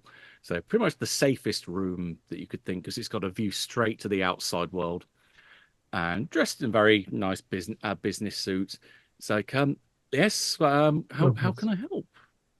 Um, Greetings.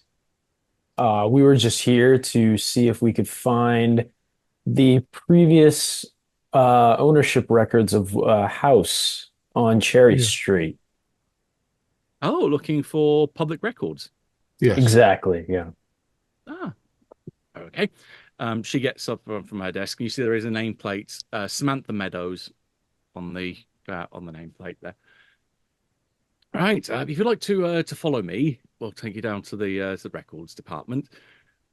She looks across the room and back again, and then, almost as if she's deciding which way to go, leads you off to the right.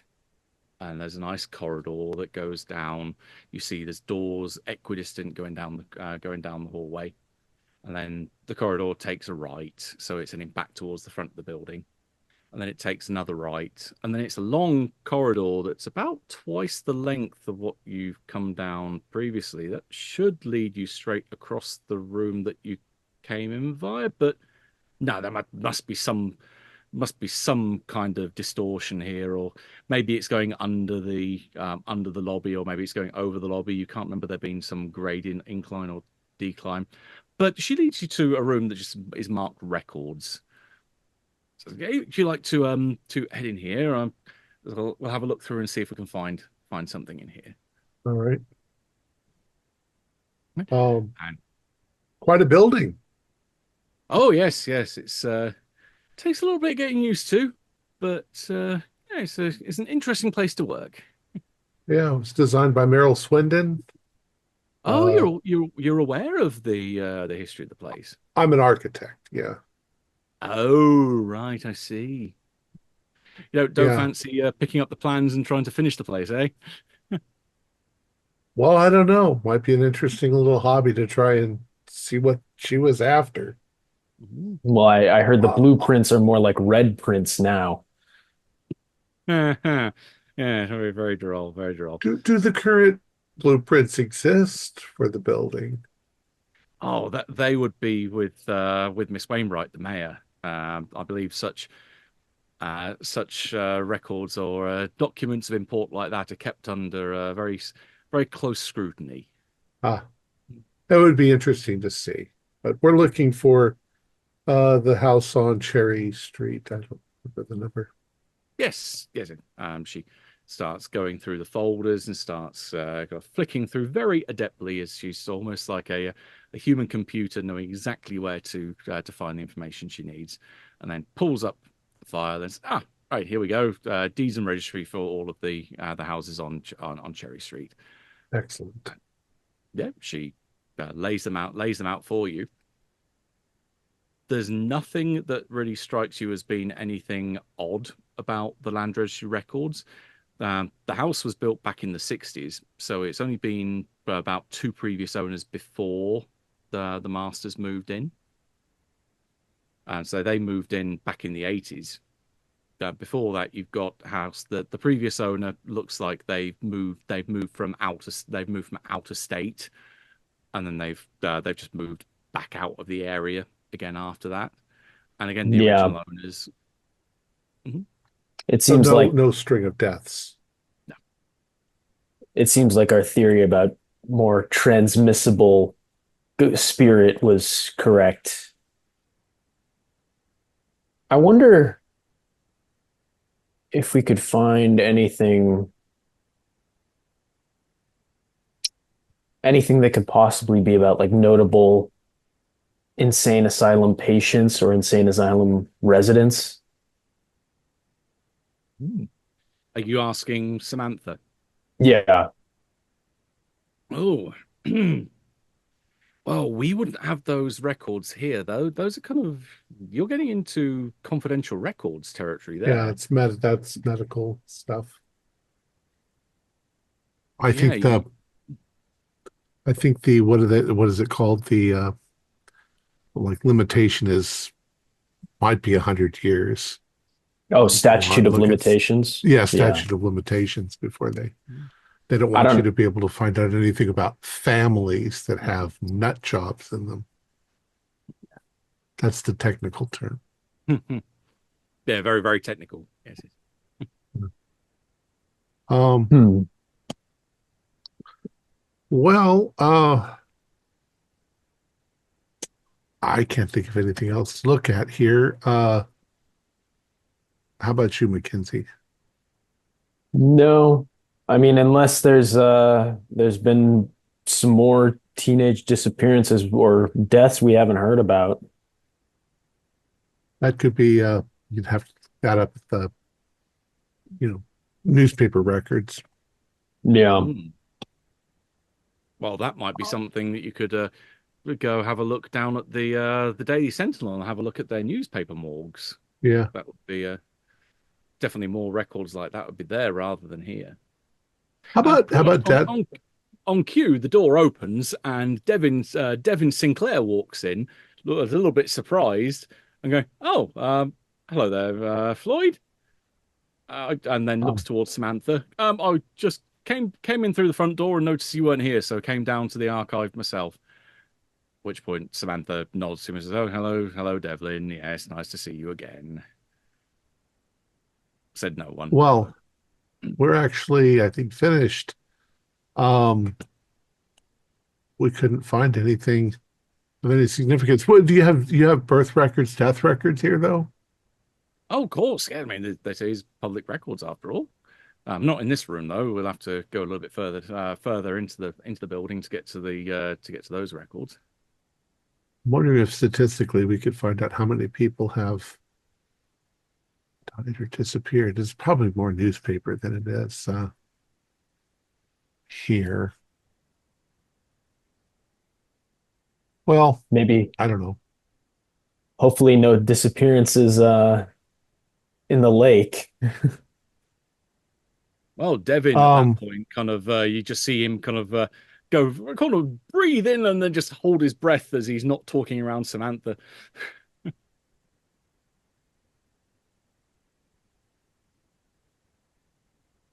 or here, maybe all these missing people are right here in the building somewhere, walking around in the halls. It's entirely possible.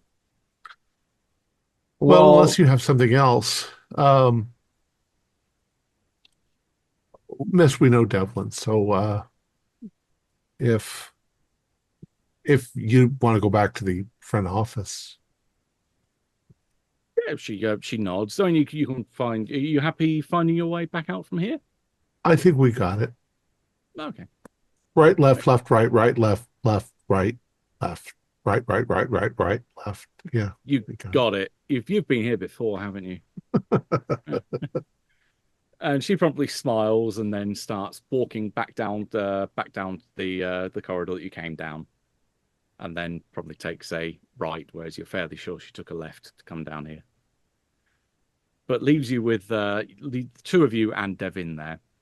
And Devlin says, almost in a stage whisper to you as she's gone out the way, if you're interested in folks disappearing out by the lake, you should really have a word with Deke Richardson. You know, Deke. Deke runs Deke's Bar and Grill. He's been keeping a memorial of all the kids that have gone in that lake after his son died. I seem to have. I think I saw that, and I didn't realize what the hell it was. I thought they were just, you know, these people ate there or something like that. No, he's got a big old painting of the lake that's got all these pictures tucked in the frame. But yeah, he can talk to you about all those disappearances. There's been lots and lots of them over the years. Yeah. All right. We were just checking on the history of the house. Doesn't look like there's anything in particular. I mean, there's previous owners, but they didn't all die horrible deaths or anything like that. Just moved away. Right. Well, You you're forgot. welcome. I was just going to say we didn't tell you though that another person's gone missing. Another one. Yeah. Tyrone Tyrone, Hopkins. yeah. Apparently his Name mother's passing around flyers for him. name doesn't ring a bell, Just a but you kid. can Kid at the high school. immediately, with the reflexes of a trained reporter, pulls out a notepad and writes down the name. Oh, okay, I'll have a look into it and see what I can find out. And you're welcome to come with me and have a look at the newspaper morgue if you want anything more specific to look at. Cool. Yeah. You seem to know your way around here a little bit. I've got lost in here a few times. You kind of get a knack for it after a while. Oh, anyway, you think I can get the blueprints for the building? I mean, if you can sweet talk Belinda Wainwright into giving them to you, I want you to give me next week's lottery numbers. Ah,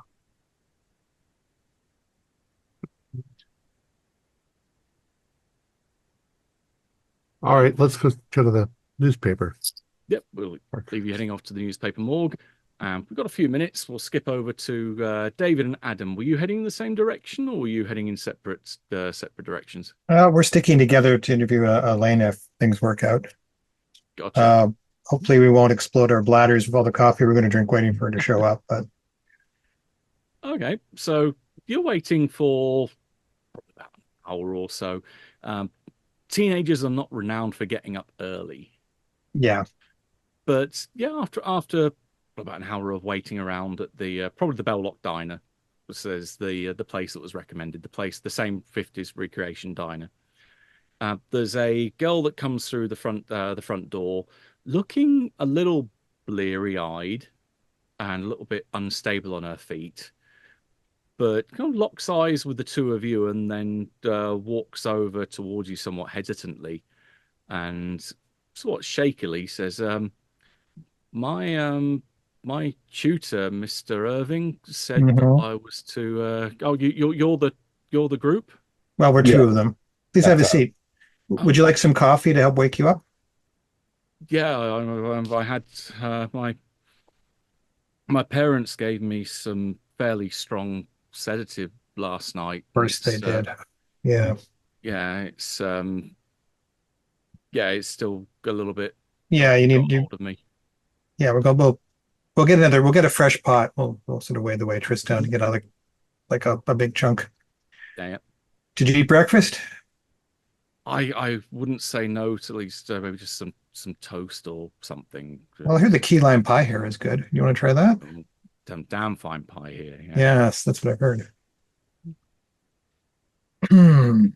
Well, Elena, so you know who we are and why your tutor sort of put us together.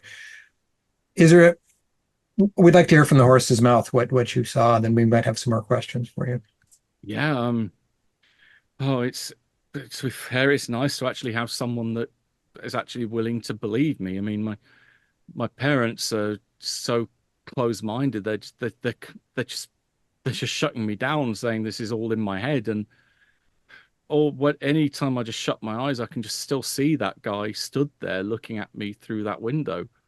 Mhm. And I know what I saw, and it's people don't just vanish in front of you. There's this this person just faded away just like a special effect in a movie. Just Mhm. I'm like a hologram vanishing or how you Yeah. want, but I can't think of any other word apart from. And she reduces the volume of her voice, just Mm. like a ghost.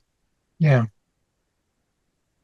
Could you Yeah, it's too bad we don't have our painter friend with us. Could you he made an impression on you, obviously. Could you go more in description of what he looked like? yeah, he was he was an old guy, maybe 30 or so. That's Um, not old miss, but okay. she sort of looks at you, kind of raising an eyebrow, and like from the very third 18 young-faced kid looking at you. 30's ancient, man. What are you talking No, about? no, you've got a long way to go. That's not ancient here. Anyways, go on. Like, but anyway, I must have been 30 or so. Mhm. Shaved head, uh, but you could still see like little clumps of hair, but definitely you could see the hairline. Real God, cheeks drawn in, eyes sunk back in his sockets. Um, he was relatively about the same kind of height as Chance was. So maybe like 5'10", 5'11". Okay. Um, but yeah, kind of arms locked in front of him in this straitjacket, Mhm. and there was someone had got their arm locked in with his, so I could see there was someone that was beside him, wearing what looked like a black blazer or a black jacket that was interlocked with his. So you saw an arm from like you didn't see the person who owned the arm, but you saw another arm attached to him. Yeah, there was definitely someone else with him.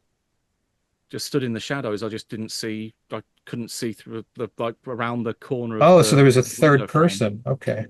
So black jacket. Was it sort of like was he like wrapped around him like almost collegially or like holding on to like him like he was trying to restrain him or what did he sort of look like to you? I don't think it was he was being restrained. It was almost like locking arms, like someone walking side by side with someone. But yeah, I couldn't see who this other person was. I mean, it only really came to me last night when I kept seeing him again and again and again whenever I closed my eyes. But and didn't I mention that to Mr. Irving? No, you didn't mention that detail, and that is could be very significant. There's something else pulling through here then. Um, you said you locked eyes with them. Did you feel like that you actually made some kind of connection, or was it kind of just more like you were just looking at each other? Oh no, that whoever that man was, he saw me and he knew that I saw him, and there was just crazy, wild madness is the only way I could describe that. He was nuts. He was a crazy man. Were his eyes like really wide open? You could see the whites top bottom type of thing. Yeah, okay. Wide and sunk back into his head. Yeah. He was like some like out of a horror film. It really Yeah. freaked me the hell out. Did you and your neighbor and the neighboring boys, were you guys close friends?